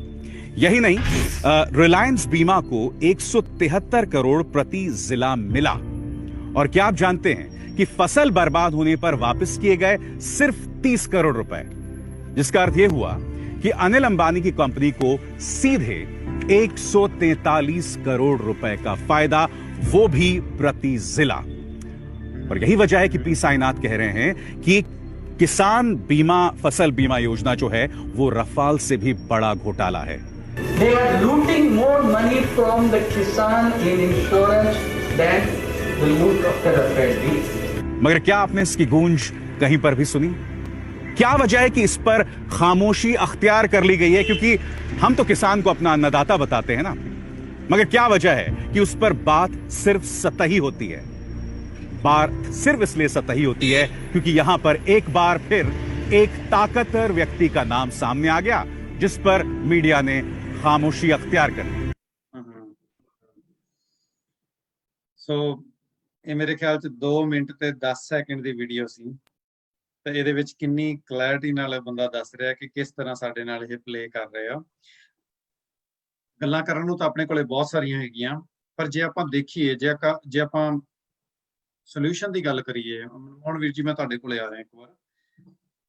ਆਪਾਂ ਇੱਥੇ ਸਾਰੇ ਬੈਠੇ ਆ, ਡਿਵੈਲਪ ਕੰਟਰੀਜ਼ ਦੇ ਵਿੱਚ ਬੈਠੇ ਆ, ਆਪਾਂ ਸਾਰੇ ਸਮਝਦਾਰ ਆ, ਪੜ੍ਹੇ ਲਿਖੇ ਆ, ਹਰ ਇੱਕ ਤਰੀਕੇ ਦਾ ਆਪਣੇ ਕੋਲ ਸਰਕਲ ਹੈਗਾ, ਜਿਸ ਤਰ੍ਹਾਂ ਦੇ ਵੀ ਲੋਕ ਚਾਹੀਦੇ ਆ ਸਾਡੇ ਸਰਕਲ ਦੇ ਵਿੱਚ ਹੈਗੇ ਆ। ਕੀ ਇਸ ਤਰ੍ਹਾਂ ਦਾ ਕੁਝ ਕੀਤਾ ਜਾ ਸਕਦਾ ਹੈ ਕਿ ਇਸ ਤੋਂ ਪਹਿਲਾਂ ਜਿੱਦਾਂ ਅੱਜ ਆਪਣਾ ਅੰਦੋਲਨ ਖੜਾ ਹੋਇਆ, ਕੱਲ ਨੂੰ 10 ਸਾਲਾਂ ਨੂੰ ਕੋਈ ਹੋਰ ਦਿੱਕਤ ਖੜੀ ਹੋਵੇ, ਕੀ ਇਸ ਤਰ੍ਹਾਂ ਦਾ ਕੁਝ ਕੀਤਾ ਜਾ ਸਕਦਾ ਹੈ ਕਿ ਇੱਕ ਟੀਮ ਬਣਾਈ ਜਾ ਸਕੇ ਵਰਲਡ ਲੈਵਲ ਦੀ, ਜਿਹੜੀ ਸਰਕਾਰਾਂ ਜਿਹੜੀਆਂ ਉੱਥੇ ਕੰਮ ਕਰ ਰਹੀਆਂ ਉਹਨਾਂ ਦੀਆਂ ਥੋੜ੍ਹੀਆਂ ਜਿਹੀਆਂ ਨੀਤੀਆਂ ਤੇ ਨਿਗਾਹ ਰੱਖੇ, ਥੋੜਾ ਜਿਹਾ ਲੋਕਾਂ ਨੂੰ ਅਵੇਅਰ ਕਰੇ, ਫਿਰ ਲੋਕਾਂ ਦਾ ਤਾਂ ਆਪਾਂ ਨੂੰ ਪਤਾ ਹੀ ਹੈ ਕਿ ਉਹਨਾਂ ਨੇ ਆਪਣੇ ਆਪ ਹੀ ਇਹਨਾਂ ਚੀਜ਼ਾਂ ਨੂੰ ਐਗਜ਼ੀਕਿਊਟ ਕਰ ਲੈਣਾ ਹੈ। ਸੋ ਏਦਾਂ ਦਾ ਕੁਝ ਆਪਾਂ ਕਰ ਸਕਦੇ ਹਾਂ ਆਪਣੇ ਜਿੰਨੇ ਵੀ ਆਪਣੇ ਬਾਹਰਲੇ ਦੇਸ਼ਾਂ ਦੇ ਵਿੱਚ ਆਪਾਂ ਨੇ ਸਾਥੀ ਬੈਠੇ ਆ ਰਲ ਮਿਲ ਕੇ, ਤਾਂ ਕਿ ਇੱਕ ਸੋਲਿਡ ਤਰੀਕੇ ਨਾਲ ਆਪਾਂ ਇਹਨਾਂ ਨੂੰ ਵਾਚ ਕਰ ਸਕੀਏ। ਸੋ ਮਨਮੋਹਨ ਵੀਰ ਜੀ ਤੁਹਾਡਾ ਟੇਕ। ਮੈਂ ਜਿੱਥੋਂ ਛੱਡਿਆ ਸੀਗਾ ਮੈਂ ਉੱਥੇ ਵਾਪਸ ਆ ਕੇ ਤੁਹਾਡੇ ਇਸ ਟੌਪਿਕ ਵੱਲ ਨੂੰ ਲੈ ਕੇ ਜਾਣਾ ਜੀ। ਉਹ ਇਹ ਹੈ ਕਿ ਮੈਨੂੰ 40 ਸਾਲ ਦੇ ਕਰੀਬ ਹੋ ਚੱਲੇ ਇੰਡੀਆ ਛੱਡੇ ਨੂੰ ਜੀ। ਜਿਹੜੀ ਯੂਕੇ ਦੀ ਮਾਈਗ੍ਰੇਸ਼ਨ ਸੀਗੀ ਉਹ 60 ਸਾਲ ਤੋਂ ਵੀ ਉੱਪਰ ਦੀ ਚੱਲ ਰਹੀ ਹੈ, ਪਰ ਪਿਛਲੇ ਕੋਈ 30 ਸਾਲਾਂ ਤੋਂ ਮੋਸਟਲੀ ਫੈਮਿਲੀ ਬੇਸਿਸ ਤੇ, ਮੈਰਿਜ ਬੇਸਿਸ ਤੇ ਕੈਨੇਡਾ ਅਮਰੀਕਾ ਦੀ ਮਾਈਗ੍ਰੇਸ਼ਨ ਬਹੁਤ ਵਧੀ ਜੀ। ਤੇ ਹੁਣ ਪਿਛਲੇ 15-20 ਸਾਲ ਤੋਂ ਯੂਥ ਦੀ, ਨੌਜਵਾਨਾਂ ਦੀ, ਬੱਚਿਆਂ ਦੀ ਤੇ ਆਈਟੀ ਵਾਲੇ ਪ੍ਰੋਫੈਸ਼ਨਲਸ ਦੀ, ਸਾਰੇ ਇੰਟਰਨੈਸ਼ਨਲ ਕੰਟਰੀਜ਼ ਜਿੱਥੇ ਵੀ ਆਈਟੀ ਦੀ ਜ਼ਰੂਰਤ ਹੈ ਉੱਥੇ ਆਈਟੀ ਵਾਲੇ ਬੱਚੇ ਇੰਡੀਆ ਦੇ, ਤੇ ਸਟੂਡੈਂਟਸ ਜਿਹੜੇ ਕਿ ਹੁਣ ਬਾਹਰ ਸੈਟਲ ਹੋਣਾ ਸ਼ੁਰੂ ਹੋ ਗਏ, PR ਲੈ ਰਹੇ ਨੇ। ਤੇ ਇੱਕ ਆਪਾਂ ਜਿਹੜੇ ਮੇਰੇ ਵਾਲੀ ਜਨਰੇਸ਼ਨ ਦੇ ਜਿਨ੍ਹਾਂ ਨੂੰ 30 35 40 ਸਾਲ ਹੋ ਗਏ, ਤੇ ਇੱਕ ਉਸ ਤੋਂ ਪਹਿਲੀ ਵੀ ਜਨਰੇਸ਼ਨ ਦੇ। ਇਹ ਸਾਰੇ ਅੱਜ ਕੱਲ ਆਪੋ ਆਪਣੇ ਕੰਟਰੀ ਦੇ ਵਿੱਚ ਆਪਦਾ ਵਧੀਆ ਡ੍ਰੀਮ ਲੈ ਕੇ ਰਹਿ ਰਹੇ ਨੇ ਜੀ। ਕੈਲੀਫੋਰਨੀਆ ਦੇ ਕਿਸਾਨਾਂ ਦੀ ਦੇਖ ਲਓ ਗੱਲ, ਉਹਨਾਂ ਦੀ ਸ਼ਾਨ ਹੀ ਵੱਖਰੀ ਹੈ। ਹੈਲੀਕਾਪਟਰ ਰੱਖੇ ਹੋਏ ਨੇ, ਆਪਦੇ ਹੈਲੀਪੈਡਸ ਨੇ, ਆਪਦੀਆਂ ਇੰਸ਼ੋਰੈਂਸ ਕੰਪਨੀਆਂ ਨੇ, ਤੇ ਆਪਦੇ ਵੱਡੇ ਵੱਡੇ ਹਜ਼ਾਰਾਂ ਏਕੜਾਂ ਦੇ ਫਾਰਮ 'ਚੋਂ ਮਾਡਰਨ ਐਗਰੀਕਲਚਰ ਕਰ ਰਿਹਾ, ਆਪਦੇ ਬ੍ਰਾਂਡ ਨੇਮਸ ਨੇ ਉਹਨਾਂ ਦੇ ਕਈਆਂ ਦੇ। ਇੰਡੀਆ ਦੀ, ਪੰਜਾਬ ਦੀ ਜਿਹੜੀ ਸਿਚੁਏਸ਼ਨ ਤੇ ਇੰਡੀਆ ਦੀ ਕਿਸਾਨੀ ਦੀ ਹਾਲਤ, ਉਹ ਬੜੀ ਇਸ ਹਾਲਤ ਤੱਕ ਪਹੁੰਚੀ ਹੋਈ ਹੈ ਕਿ ਜੇ 2-2, 2.5-2.5, 5-5, 10 ਏਕੜਾਂ ਵਾਲਿਆਂ ਨੂੰ, ਜਿਨ੍ਹਾਂ ਦੀ ਕਿ ਮੈਜੋਰਟੀ ਹੈ, ਉਹਨਾਂ ਦੇ ਹਾਲਾਤ ਚੰਗੇ ਨਹੀਂ ਗੇ। ਇਹ ਜਿਹੜੇ ਹਾਲਾਤ ਨੇ ਹੁਣ ਵਾਲੇ, ਇਹ ਉਹਨਾਂ ਨੂੰ ਫਰਦਰ ਉਹਦੇ ਚੋਂ ਕੱਢ ਕੇ ਆਲਮੋਸਟ ਲੇਬਰ ਕਲਾਸ ਤੇ ਸਲੇਵ ਕਲਾਸ 'ਚ ਲਿਆਉਣਾ ਚਾਹੁੰਦੇ ਆ ਜੀ। ਈਵਨ ਇਹੋ ਜਿਹੇ ਕੰਟਰੀਆਂ 'ਚ ਜਿੱਥੇ ਆਪਾਂ ਰਹਿੰਦੇ ਆ ਸਾਰੇ, ਇੱਥੇ ਵੀ ਵੱਡੀਆਂ ਕੰਪਨੀਆਂ ਨੇ, ਚਾਹੇ ਉਹ ਮੋਨਸਾਂਟੋ ਹੈਗੀ ਆ ਪੈਸਟੀਸਾਈਡਸ ਦੀ ਕੰਪਨੀ, ਚਾਹੇ ਬਾਇਰ, ਚਾਹੇ ਡੋਲ, ਚਾਹੇ ਕਾਰਗਿਲ ਫੂਡ ਦੀ ਕੰਪਨੀ, ਜਾਂ ਟਾਈਸਨ ਫੂਡਸ ਲਾ ਲਓ, ਪੋਲਟਰੀ ਪ੍ਰੋਡਕਟ, ਇਹ ਸਾਰੀਆਂ ਕੰਪਨੀਆਂ ਨੇ ਜਦੋਂ ਇਸ ਸਾਈਜ਼ ਦੀਆਂ ਹੁੰਦੀਆਂ ਨੇ, ਇਹਨਾਂ ਦੇ ਹੱਥ 'ਚ ਫਾਰਮਰ ਤੇ ਇਕਨੋਮੀ ਤੇ ਕੰਜ਼ਿਊਮਰ ਸਫਰ ਕਰਦਾ ਜੀ। ਇਹ ਉਹ ਕੰਪਨੀਆਂ ਨੇ ਜਿਨ੍ਹਾਂ ਨੂੰ ਪਤਾ ਕਿ ਐਕਸਪਲੋਇਟ ਕਿੱਦਾਂ ਕਰਨਾ ਜੀ। ਸਹੀ ਗੱਲ ਸੋਲੂਸ਼ਨ ਦੀ ਦੇਖੋ ਭਰਾਵੋ, ਜਿਨ੍ਹਾਂ ਨੂੰ ਪੰਜਾਬ ਨਾਲ ਦਰਦ ਹੈ, ਇੰਡੀਆ ਨਾਲ ਦਰਦ ਹੈ, ਪੰਜਾਬ ਦਾ ਪਾਣੀ ਉਹਨਾਂ ਨੂੰ ਯਾਦ ਆ ਹਾਲੇ, ਜਿਨ੍ਹਾਂ ਦੇ ਐਕਸੈਂਟ ਨਹੀਂ ਬਦਲੇ, ਮਿੱਠੀ ਆਵਾਜ਼ਾਂ ਮਾਰੜੀ, ਮਿੱਠੀ ਆਵਾਜ਼ਾਂ ਮਾਰੜੀ, ਜਿਹੜੇ ਮੇਰੇ ਵਰਗੇ ਬੰਦੇ 40 ਸਾਲ ਤੋਂ ਵੀ ਬਾਅਦ ਠੇਠ ਪੰਜਾਬੀ ਬੋਲਦੇ ਆ, ਤੇ ਜਿਨ੍ਹਾਂ ਨੂੰ ਪੰਜਾਬ ਦੀ ਮਿੱਟੀ ਨਾਲ ਮੋਹ ਆ, ਲੋਕਾਂ ਨੂੰ ਵਿਚਾਰੇ NRI ਵੀਰ ਹੁਣ ਗਏ ਨੇ ਉੱਥੇ ਜਾ ਕੇ, ਜਿਨ੍ਹਾਂ ਨੂੰ ਵਿਚਾਰਿਆਂ ਨੂੰ ਦਰਦ ਆ, ਦਿੱਲੀ 'ਚ ਬੈਠੇ ਨੇ, ਉਹ ਜਹਾਜ਼ਾਂ ਦੇ ਜਹਾਜ਼ ਭਰ ਕੇ ਜਾ ਰਹੇ ਨੇ, ਬਾਹਰੋਂ ਸਪੋਰਟ ਕਰ ਰਹੇ ਨੇ, ਕੋਈ ਵਿਚਾਰਾ ਸ਼ੂਜ਼ ਲਈ ਜਾ ਰਿਹਾ, ਕੋਈ ਬਲੈਂਕਟਸ ਲਈ ਜਾ ਰਿਹਾ, ਕੋਈ ਇੱਥੋਂ ਬਾਹਰੋਂ ਚੀਜ਼ਾਂ ਭੇਜ ਰਿਹਾ, ਕੋਈ ਪੈਸੇ, ਕੋਈ ਖਾਲਸਾ ਏਡ ਨੂੰ ਸਪਾਂਸਰ ਕਰ ਰਿਹਾ ਤਾਂ ਕਿ ਪੈਸੇ ਜਾ ਕੇ ਉੱਥੇ ਲੱਗਣ, ਕੋਈ ਵਿਚਾਰੇ ਆਪਦੇ ਹਿਸਾਬ ਨਾਲ। ਮੇਰਾ ਇੱਕ ਦੋਸਤ ਆ ਕੈਨੇਡਾ ਤੋਂ, ਵੈਨਕੂਵਰ ਆਈਲੈਂਡ ਤੋਂ, ਪਿਛਲੇ ਹਫ਼ਤੇ $10,000 ਦੇ ਕਰੀਬ ਦਾ ਸ਼ੂਜ਼ ਤੇ ਸੌਕਸ ਵਗੈਰਾ, ਮੇਰਾ ਆਪਣਾ ਬ੍ਰਦਰ ਇਨ ਲਾ ਪਟਿਆਲੇ ਤੋਂ 10,000 ਪੇਅਰ ਸੌਕਸ ਦੇ, ਕੰਬਲਾਂ ਦੇ ਤੇ ਸ਼ਾਲ ਵਗੈਰਾ ਲੈ ਕੇ ਗਿਆ। ਦੇਖੋ ਉੱਥੋਂ ਦੀ ਕਿਸਾਨੀ 'ਚ ਆਪਣੇ NRI ਭਰਾਵਾਂ ਦੀ ਵੀ ਜ਼ਰੂਰਤ ਆ। ਅਸੀਂ ਬਜਾਏ ਇਸ ਤੇ ਕਿ ਰਿਜ਼ੋਰਟਾਂ 'ਚ ਜਾ ਕੇ 25 ਤਰ੍ਹਾਂ ਦੇ ਖਾਣੇ ਖਾ ਕੇ, ਫੁੱਟਬਾਲ ਦੇ ਫੀਲਡ ਜਿੱਡੇ 'ਚ ਖਾਣੇ ਲੱਗੇ ਹੁੰਦੇ ਆ, ਯਾਰ ਹੱਦ ਟੁੱਟ ਗਈ। ਸਾਨੂੰ ਇਹਨਾਂ ਗੱਲਾਂ ਤੋਂ ਕੋਈ ਸੰਗ ਸ਼ਰਮ ਆਉਣੀ ਚਾਹੀਦੀ ਹੈ ਕਿ ਅਸੀਂ ਉੱਥੇ ਜਾ ਕੇ ਉਹਨਾਂ ਵਿਚਾਰੇ 5-5, 10-10 ਏਕੜ ਵਾਲੇ ਬੰਦਿਆਂ ਨੂੰ, ਪੰਜਾਬ ਦੇ ਜੱਟਾਂ ਨੂੰ, ਪੰਜਾਬ ਦੇ ਰੂਰਲ ਪੋਪੂਲੇਸ਼ਨ ਨੂੰ ਕਿਹੜਾ ਮੂੰਹ ਖਾ ਕੇ ਅਸੀਂ ਇਹੋ ਜਿਹੀਆਂ ਵੈਡਿੰਗ ਕਰਦੇ ਹਾਂ। ਤੋ ਜੇ ਕੋਈ ਹੱਲ ਲੱਭਣੇ ਆ ਜਿਹੜੇ ਅੱਜ ਤੱਕ ਲੁੱਟਦੇ ਆਏ ਨੇ ਪੰਜਾਬ ਨੂੰ, ਬਾਦਲ ਫੈਮਿਲੀ ਹੋ ਗਈ, ਆ ਕੈਪਟਨ ਨੇ ਹੁਣ ਜੋ ਕੁਝ ਗੁੱਲ ਖਿਲਾਰੇ ਨੇ, ਯਾਰ ਇਹ 5-10 ਘਰਾਣੇ ਰਹਿ ਗਏ ਸਾਨੂੰ ਐਡਮਿਨਿਸਟ੍ਰੇਸ਼ਨ 'ਚ ਦੇਣ ਨੂੰ, ਵੀ ਆਹ ਜੀ ਪਹਿਲੀ ਜਨਰੇਸ਼ਨ ਸੀ, ਆ ਹੁਣ ਦੂਜੀ ਜਨਰੇਸ਼ਨ, ਇਹ ਉਹ ਗੁਲਾਮੀ ਹੋਈ ਹੋ ਗਈ ਵੀ ਸਾਡੇ ਦਾਦੇ ਨੇ ਕਣਕ ਉਧਾਰੀ ਲਈ ਸੀ, ਤੂੰ ਹੁਣ ਇਹਦੀ ਪਹਿਲਾਂ ਫਸਲ ਦਾ ਕਰਜ਼ਾ ਲਾਹੀ ਚੱਲ, ਤੇ ਹੁਣ ਅਗਲੇ ਲਾਈ ਜਾਣਗੇ। ਯਾਰ ਜਾਗ ਵੀ ਪਵਾਂਗੇ ਆਪਾਂ ਕਿ ਨਹੀਂ ਇੰਨਾ ਸੰਸਾਰ ਦੇਖਣ ਤੋਂ ਬਾਅਦ? ਜਿੱਦਣੇ ਆਪਾਂ ਜਾਗ ਪਏ, ਆਪਾਂ ਜਿਹੜੀ ਇਨਫਰਾਸਟ੍ਰਕਚਰ ਦੇ ਪੈਸੇ ਨੇ ਉਹ ਫਿਰ ਆਪਾਂ ਪੰਜਾਬ 'ਚ ਲਾਉਣੇ ਸ਼ੁਰੂ ਕਰਾਂਗੇ, ਆਪਾਂ ਆਪਣੀਆਂ ਮੰਡੀਆਂ ਬਣਾਉਣੀਆਂ ਸ਼ੁਰੂ ਕਰਾਂਗੇ, ਆਪਾਂ ਆਪਣੀਆਂ ਕੋਆਪਰੇਟਿਵ ਸੁਸਾਇਟੀਜ਼ ਬਣਾਵਾਂਗੇ, ਆਪਾਂ ਫਰੂਟ ਨੂੰ ਪ੍ਰੋਸੈਸ ਕਰਾਂਗੇ। ਹਰਸਿਮਰਤ ਬਾਦਲ ਤੋਂ ਨਾ ਆਸ ਰੱਖਿਓ ਵੀ ਸੈਂਟਰ 'ਚੋਂ ਮੋਦੀ ਤਾਊ ਤੋਂ ਨੋਟ ਭਰ ਕੇ ਲਿਆਊਗੀ ਤੇ ਆਪਾਂ ਫਿਰ ਬਸ ਪੰਜਾਬ ਖੁਸ਼ਹਾਲ ਕਰ ਦਾਂਗੇ। ਇਹ ਡੁਗਡਗੀ ਤੁਸੀਂ ਵੀ ਵਜਾਉਣੀ ਤੇ ਸੁਣਨੀ ਬੰਦ ਕਰ ਦਿਓ, ਕਿਉਂਕਿ ਇਹਨਾਂ ਦੀਆਂ ਇਹ ਜਿਹੜੀਆਂ ਸਿਆਸੀ ਡੁਗਡਗੀਆਂ ਨੇ, ਇਹਨਾਂ ਨਾਲ ਪੰਜਾਬ ਦੇ ਕਿਸਾਨ ਦਾ ਤੇ ਪੰਜਾਬ ਦਾ ਢਿੱਡ ਨਹੀਂ ਭਰਨਾ, ਇਹਦੇ ਨਾਲ ਸੁਸਾਈਡ ਵੱਲ ਨੂੰ ਗਏ ਆ ਆਪਾਂ। ਸਾਡਾ ਫਰਜ਼ ਇਹ ਬਣਦਾ ਵਧੀਆ ਲੀਡਰ ਚੁਣੀਏ, ਵਧੀਆ ਟੀਮਾਂ ਲਿਆਈਏ।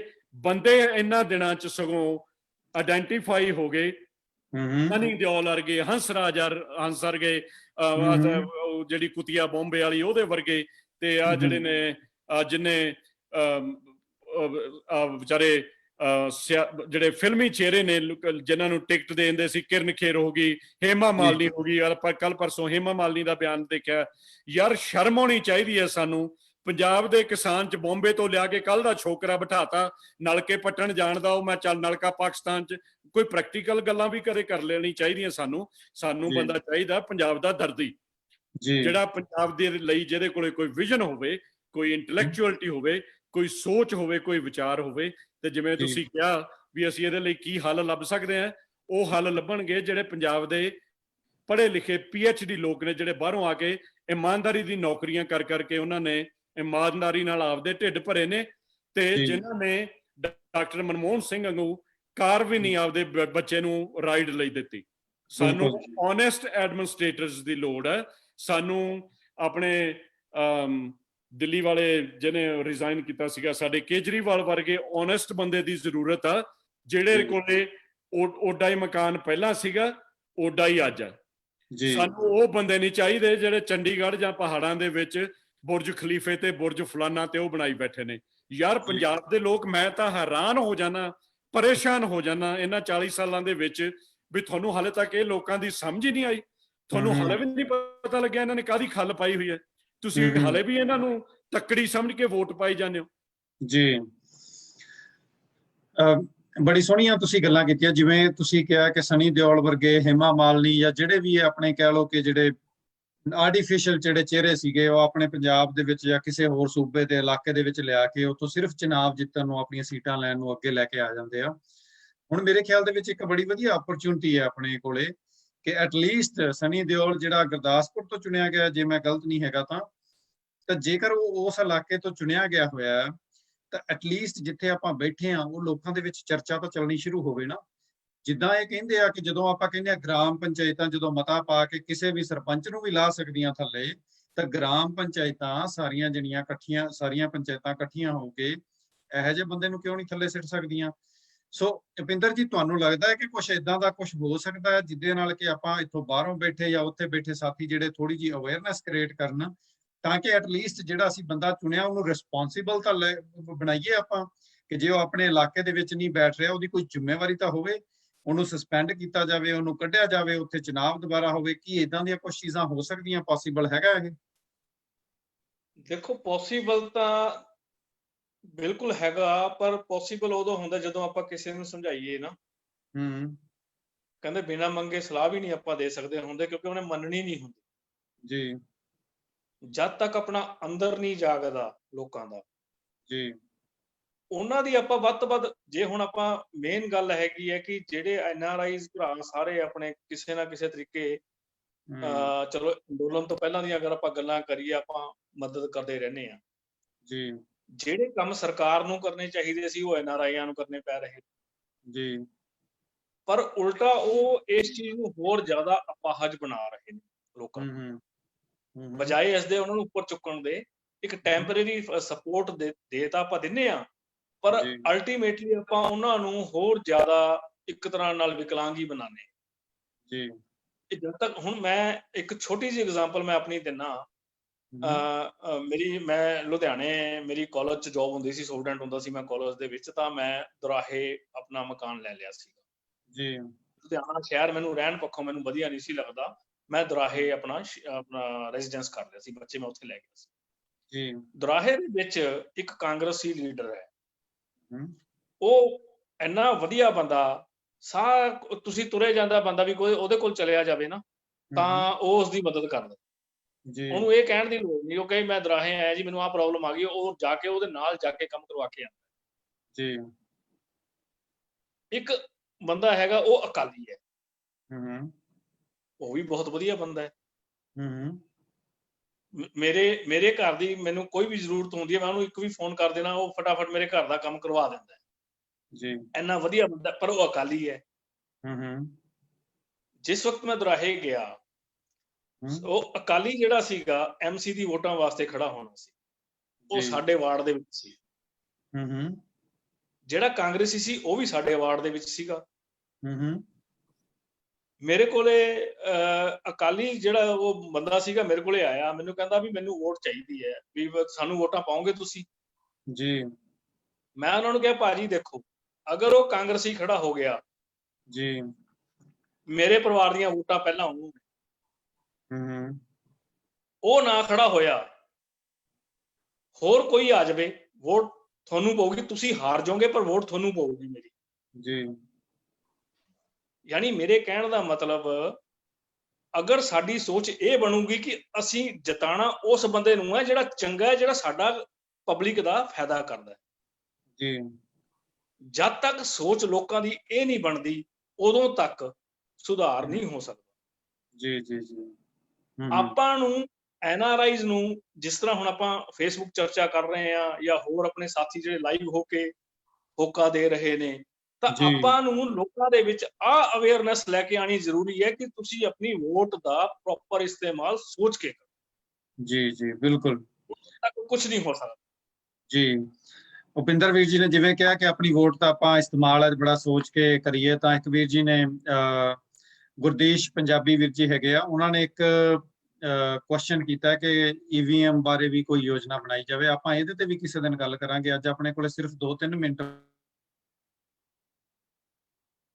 ਬਚੇ, ਤਾਂ ਉਹਦੇ 'ਚ ਆਪਾਂ ਡਿਸਕਸ਼ਨ ਕਰਦੇ ਹਾਂ ਥੋੜੀ ਜੀ। ਜਿਹੜਾ ਮੇਰਾ ਇੱਕ ਲਾਸਟ ਕੁਐਸਚਨ ਹੈ, ਬੜੀ ਦੇਰ ਤੋਂ ਪੈਂਡਿੰਗ ਸੀਗਾ।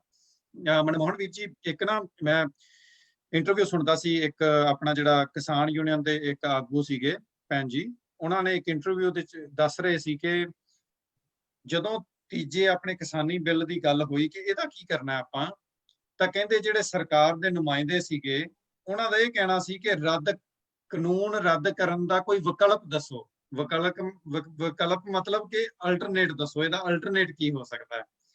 ਸੋ ਇਹਦੇ ਤੋਂ ਥੋੜਾ ਜਿਹਾ ਇਹ ਵੀ ਝਲਕਦਾ ਹੈ ਕਿ ਉਹਨਾਂ ਨੂੰ ਇਹ ਨਹੀਂ ਸਮਝ ਆ ਰਹੀ, ਜਿਵੇਂ ਆਪਾਂ ਗੱਲ ਕੀਤੀ ਕਿ ਰੱਦ ਕਰਨਾ ਬੜਾ ਔਖਾ ਉਹਨਾਂ ਵਾਸਤੇ, ਹੁਣ ਉਹ ਅਲਟਰਨੇਟ ਮੰਗ ਰਹੇ ਆ ਕਿ ਇਦਾਂ ਦਾ ਕੋਈ ਅਲਟਰਨੇਟ ਹੈਗਾ, ਕਿਉਂਕਿ ਜਦੋਂ ਆਪਾਂ ਗੱਲ ਕਰਦੇ ਹਾਂ ਰੱਦ ਦਾ ਮਤਲਬ ਰੱਦ ਹੈ। ਸੋ ਇਹਦਾ ਮਤਲਬ ਆਪਾਂ ਇੱਥੋਂ ਕੀ ਸਮਝੀਏ ਕਿ ਸਰਕਾਰ ਥੋੜੀ ਜਿਹੀ ਝੁਕ ਰਹੀ ਹੈ, ਉਹ ਇੱਕ ਕੋਈ ਕਾਰਨ ਲੱਭਣ ਦੀ ਕੋਸ਼ਿਸ਼ ਕਰ ਰਿਹਾ ਕਿ ਕਿਸ ਤਰ੍ਹਾਂ ਉਹ ਇਹ ਕਾਨੂੰਨ ਨੂੰ ਵਾਪਸ ਲੈਣ ਜਾਂ ਇਸ ਤਰੀਕੇ ਇਹਨੂੰ ਮੋਡੀਫਾਈ ਕਰਨ, ਜਾਂ ਕਿਸ ਤਰ੍ਹਾਂ ਇਸ ਸਿਚੁਏਸ਼ਨ ਦੇ ਵਿੱਚ ਪੋਲੀਟੀਕਲੀ ਵੀ ਆਪਣੇ ਆਪ ਨੂੰ ਸੇਵ ਕਰਨਾ ਚਾਹੁੰਦੇ ਆ। ਸੋ ਇਹਦੇ ਤੋਂ ਤੁਹਾਡਾ ਤੁਸੀਂ ਕੀ ਸੈਂਸ ਕਰਦੇ ਹੋ? ਜਿਸ ਤਰੀਕੇ ਦਾ ਇਨਸਾਨੀਅਤ ਦਾ ਪ੍ਰੈਸ਼ਰ ਬਣਿਆ ਹੋਇਆ ਜੀ, ਕੰਟਰੀ 'ਚ ਸਪੋਰਟ ਹੈ, ਇਹ ਇਸ਼ੂ ਇਸ ਲੈਵਲ ਤੇ ਹੁਣ ਪਹੁੰਚ ਚੁੱਕਿਆ ਹੈ ਕਿ ਆਮ ਪੋਪੂਲੇਸ਼ਨ, ਜਿਹਨੂੰ ਆਮ ਬੰਦਾ ਕਹਿ ਸਕਦੇ ਹਾਂ, ਭਾਰਤ ਸਾਰੇ ਦਾ ਹੀ, ਜੇ ਉਹ ਮੋਦੀ ਭਗਤ ਨਹੀਂ ਹੈਗਾ ਤਾਂ ਉਹ ਇਸ ਗੱਲ ਨੂੰ ਰੈਸ਼ਨਲੀ ਦੇਖ ਰਿਹਾ ਕਿ ਕਿਸਾਨਾਂ ਦਾ ਜਿਹੜਾ ਰੀਜ਼ਨ ਹੈ ਉਹ ਬੜਾ ਰਿਫਾਈਨਡ ਤੇ ਸੋਲਿਡ ਹੈ, ਇਹਦਾ ਅਲਟਰਨੇਟ ਹੋਰ ਕੋਈ ਹੈ ਨਹੀਂਗਾ। ਸੋ ਇਹ ਤਾਂ ਇੱਕ ਜੀ ਬੈਠੇ ਬਿਠਾਇਆਂ ਨੂੰ ਪ੍ਰੋਬਲਮ ਆ ਗਈ ਸੀਗੀ, ਤੇ ਹੁਣ ਉਹ ਤੋਂ ਜੇ ਇਹ ਭੱਜਣਾ ਚਾਹਣ ਤਾਂ ਉਹ ਤਾਂ ਪ੍ਰੋਬਲਮ ਭੱਜਣ ਦਾ ਤਰੀਕਾ ਤਾਂ ਬਸ ਇਹੀ ਹੈ ਕਿ ਉਹ ਪ੍ਰੋਬਲਮ ਉੱਥੇ ਨਾ ਹੁੰਦੀ, ਔਰ ਵਿਚ ਮੀਨਸ ਕਿ ਉਹ ਹੋਣੀ ਨਹੀਂ ਸੀ ਚਾਹੀਦੀ ਇਹ ਇਸ਼ੂ ਇਨ ਦਾ ਫਸਟ ਇਨਸਟੈਂਸ। ਅੱਜ ਕੋਵਿਡ ਨਾ ਹੁੰਦੀ ਤੇ ਚੁੱਪ ਚਪੀਤੇ ਇਹ ਸ਼ਾਇਦ ਕਾਨੂੰਨ ਇਸ ਤਰੀਕੇ ਨਾਲ ਨਾ ਪਾਸ ਕੀਤੇ ਜਾਂਦੇ, ਨਾ ਸਟੇਟਸ ਨੂੰ ਕੌਨਫੀਡੈਂਸ ਲਿਆ, ਨਾ ਇਕੋਨੋਮਿਸਟਾਂ ਨੂੰ, ਨਾ ਐਗਰੀਕਲਚਰਿਸਟਾਂ ਨੂੰ, ਨਾ ਪ੍ਰੋਪਰ ਸਟੱਡੀ ਹੋਈ, ਨਾ ਪ੍ਰੋਪਰ ਰਿਸਰਚ ਹੋਈ। ਚੁੱਪ ਕਰਕੇ ਆਜੋ ਡੁਗਡਗੀ ਵਜਾ ਕੇ ਉਹ ਆਜੋ ਵੀ ਆ ਕਰ ਦਿਓ ਪਾਸ। ਹੰਸਰਾਜ ਹੰਸ ਵਰਗੇ ਬੰਦੇ ਉੱਥੇ ਬੈਠੇ ਆ, ਸਨੀ ਦਿਓਲ ਵਰਗੇ ਬੈਠੇ ਆ ਸਾਡੇ ਭਾਈ ਸਾਹਿਬ, ਸਾਡੇ ਅਮਲੀ ਭਾਜੀ ਦੀ 26% ਮੌਜੂਦਗੀ ਹੈ ਪਾਰਲੀਮੈਂਟ 'ਚ। ਕੀ ਤੁਸੀਂ ਇਹਨਾਂ ਤੋਂ ਐਕਸਪੈਕਟ ਕਰੋਗੇ ਕਿ ਕੀ ਪਾਸ ਕਰਨਗੇ ਉੱਥੇ? ਉਹਨਾਂ ਨੇ ਆਪਦੇ ਕਾਨੂੰਨ ਪਾਸ ਕਰ ਦਿੱਤੇ, ਇਹਨਾਂ ਦੀ ਅਲਾਇੰਸ ਸੀਗੀ ਤੇ ਮੈਜੋਰਟੀ ਸੀਗੀ, ਉਹ ਹੁਣ ਪਾਸ ਕਰਕੇ ਪਤਾ ਸਾਰਿਆਂ ਨੂੰ ਹੀ ਆ ਕਿ ਇਹਦੇ 'ਚੋਂ ਹੋਰ ਕੋਈ ਹੱਲ ਹੈ ਨਹੀਂ, ਇਹਦਾ ਜੀ ਰਸਤਾ ਨਹੀਂ ਹੈਗਾ ਕੋਈ ਹੋਰ ਇਹਦੇ 'ਚੋਂ, ਇਹ ਉਹਨਾਂ ਨੂੰ ਵਾਪਸ ਕਰਨੇ ਪੈਣੇ ਨੇ। ਪਰ ਮੈਂ ਇਹ ਕਹਿੰਦਾ ਸੀਗਾ ਕਿ ਡਰਨ ਵਾਲੀ ਗੱਲ ਹੈ ਕਿ ਜੇ ਉਹ ਉਹਨਾਂ ਨੇ ਵਾਪਸ ਕੀਤਾ, ਉਹ ਦੁੱਧ ਦੇਣਗੇ ਤਾਂ ਸਹੀ, ਪਰ ਮੀਂਗਣਾ ਪਾ ਕੇ ਦੇਣਗੇ।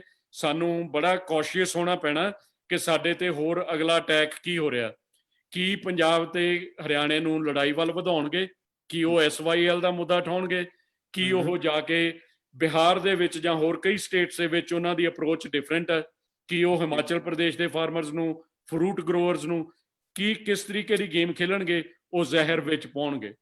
ਜੀ ਬੜੇ ਵਧੀਆ ਤਰੀਕੇ ਨਾਲ ਮਨਮੋਹਨ ਵੀਰ ਜੀ ਤੁਸੀਂ ਐਕਸਪਲੇਨ ਕੀਤਾ ਕਿ ਉਹ ਕੀ ਕੁਝ ਕਰ ਸਕਦੇ ਆਉਣ ਵਾਲੇ ਟਾਈਮ ਦੇ ਵਿੱਚ। ਸੋ ਮੈਂ ਜਿੰਨੇ ਵੀ ਸਾਡੇ ਫੇਸਬੁੱਕ, ਸਾਡਾ ਅੱਜ ਟਾਈਮ ਖਤਮ ਹੋ ਰਿਹਾ, ਤਾਂ ਮੈਂ ਫੇਸਬੁੱਕ ਚਰਚਾ ਤੇ ਜਿੰਨੇ ਵੀ ਸਾਡੇ ਸਾਥੀ ਜੁੜੇ ਆ, ਮੈਂ ਸਾਰਿਆਂ ਦਾ ਧੰਨਵਾਦ ਕਰਦਾ ਤੇ ਮੈਂ ਉਹਨਾਂ ਨੂੰ ਰਿਕੁਐਸਟ ਕਰਦਾ ਕਿ ਸਾਡਾ ਜਿਹੜਾ YouTube ਚੈਨਲ ਹੈ ਉੱਥੇ ਵੀ ਜਾ ਕੇ ਸਾਨੂੰ ਫੋਲੋ ਕਰੋ, ਸਾਡੀਆਂ ਵੀਡੀਓਜ਼ ਤੁਸੀਂ ਉੱਥੇ ਵੀ ਵਾਚ ਕਰ ਸਕਦੇ ਹੋ। ਤਾਂ ਮੈਂ ਮਨਮੋਹਨ ਵੀਰ ਜੀ ਦਾ ਤੇ ਉਪਿੰਦਰ ਸ਼ੈਲੀ ਵੀਰ ਜੀ ਦਾ ਦੋਨਾਂ ਦਾ ਬਹੁਤ ਬਹੁਤ ਧੰਨਵਾਦ ਕਰਦਾ ਕਿ ਉਹਨਾਂ ਨੇ ਟਾਈਮ ਕੱਢ ਕੇ ਇੱਥੇ ਆ ਕੇ ਆਪਣੇ ਵਿਚਾਰ ਸਾਂਝੇ ਕੀਤੇ ਇਸ ਪ੍ਰੋਗਰਾਮ ਦੇ ਵਿੱਚ। ਇਹ ਜਿੱਥੇ ਚਰਚਾ ਆਪਾਂ ਛੱਡ ਰਹੇ ਹਾਂ, ਆਪਾਂ ਇੱਥੋਂ ਹੀ ਫਿਰ ਸ਼ੁਰੂ ਕਰਾਂਗੇ ਜਿਸ ਦਿਨ ਵੀ ਆਪਾਂ ਮਿਲਾਂਗੇ। ਸਾਡਾ ਪ੍ਰੋਗਰਾਮ ਰੋਜ਼ ਹੀ ਹੁੰਦਾ ਆ, ਜੇਕਰ ਆਪਾਂ, ਮੈਨੂੰ ਤਾਂ ਕੈਨੇਡੀਅਨ ਟਾਈਮ ਦਾ ਪਤਾ ਹੈ, ਵੈਨਕੂਵਰ ਦੇ ਟਾਈਮ ਦਾ ਪਤਾ ਹੈ ਕਿ 7:30 ਵਜੇ ਸ਼ਾਮ ਨੂੰ ਅਸੀਂ ਤੁਹਾਡੇ ਨਾਲ ਮਿਲਦੇ ਹਾਂ। ਇੰਡੀਅਨ ਟਾਈਮ ਹੁੰਦਾ 9 ਵਜੇ ਸਵੇਰ ਨੂੰ। ਤਾਂ ਤੁਸੀਂ ਸਾਡੇ ਨਾਲ ਜੁੜੋ। ਤੁਹਾਡੇ ਜੇਕਰ ਕੋਈ ਸਵਾਲ ਹੈਗੇ ਆ, ਤੁਸੀਂ ਸਵਾਲ ਲੈ ਕੇ ਆਓ। ਜੇ ਤੁਹਾਡੇ ਚੋਂ ਕੋਈ ਵੀ ਸਾਨੂੰ ਦੇਖ ਰਿਹਾ ਜਿਹੜਾ ਇਸ ਪ੍ਰੋਗਰਾਮ ਦੇ ਵਿੱਚ ਪਾਰਟਿਸਿਪੇਟ ਕਰਨਾ ਚਾਹੁੰਦਾ ਹੈ, ਚਾਹੇ 5 ਮਿੰਟ ਵਾਸਤੇ ਚਾਹੇ 50 ਮਿੰਟ ਵਾਸਤੇ, ਤੁਸੀਂ ਸਾਨੂੰ ਕੰਟੈਕਟ ਕਰੋ ਸਾਡੇ ਇਸ ਫੇਸਬੁੱਕ ਪੇਜ ਤੇ। ਅਸੀਂ ਤੁਹਾਨੂੰ ਵੀ ਕੋਸ਼ਿਸ਼ ਕਰਾਂਗੇ ਜਿੰਨੀ ਜਲਦੀ ਹੋ ਸਕੇ ਇਸ ਪ੍ਰੋਗਰਾਮ ਦੇ ਵਿੱਚ ਲੈ ਕੇ ਆਈਏ। ਤਾਂ ਸਾਰੇ ਜਣੇ ਆਪਾਂ ਬੜੇ ਵਧੀਆ ਤਰੀਕੇ ਨਾਲ ਜੁੜੇ ਹੋਏ ਹਾਂ, ਬੜੇ ਵਧੀਆ ਤਰੀਕੇ ਨਾਲ ਅਸੀਂ ਮੂਵਮੈਂਟ ਨੂੰ ਅੱਗੇ ਲੈ ਕੇ ਜਾ ਰਹੇ ਹਾਂ।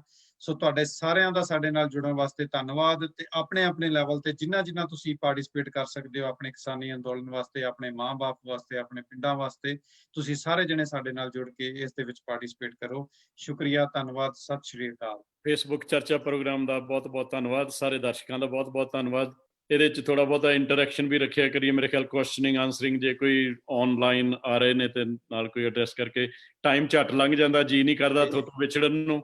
ਪਰ ਹੁਣ ਅਗਲੇ ਪ੍ਰੋਗਰਾਮ 'ਚ ਮੰਡੀਆਂ ਦੇ ਭਾਅ ਲੈ ਕੇ ਹਾਜ਼ਰ ਹੋਵਾਂਗੇ। ਮਾਸਟਰ ਜੀ, ਸੰਧੂ ਰਾਮ ਜੀ, ਚੱਲੀਏ। ਸਤਿ ਸ਼੍ਰੀ ਅਕਾਲ ਜੀ। ਸਤਿ ਸ਼੍ਰੀ ਅਕਾਲ ਜੀ। ਸਤਿ ਸ਼੍ਰੀ ਅਕਾਲ। ਸਤਿ ਸ਼੍ਰੀ ਅਕਾਲ ਜੀ।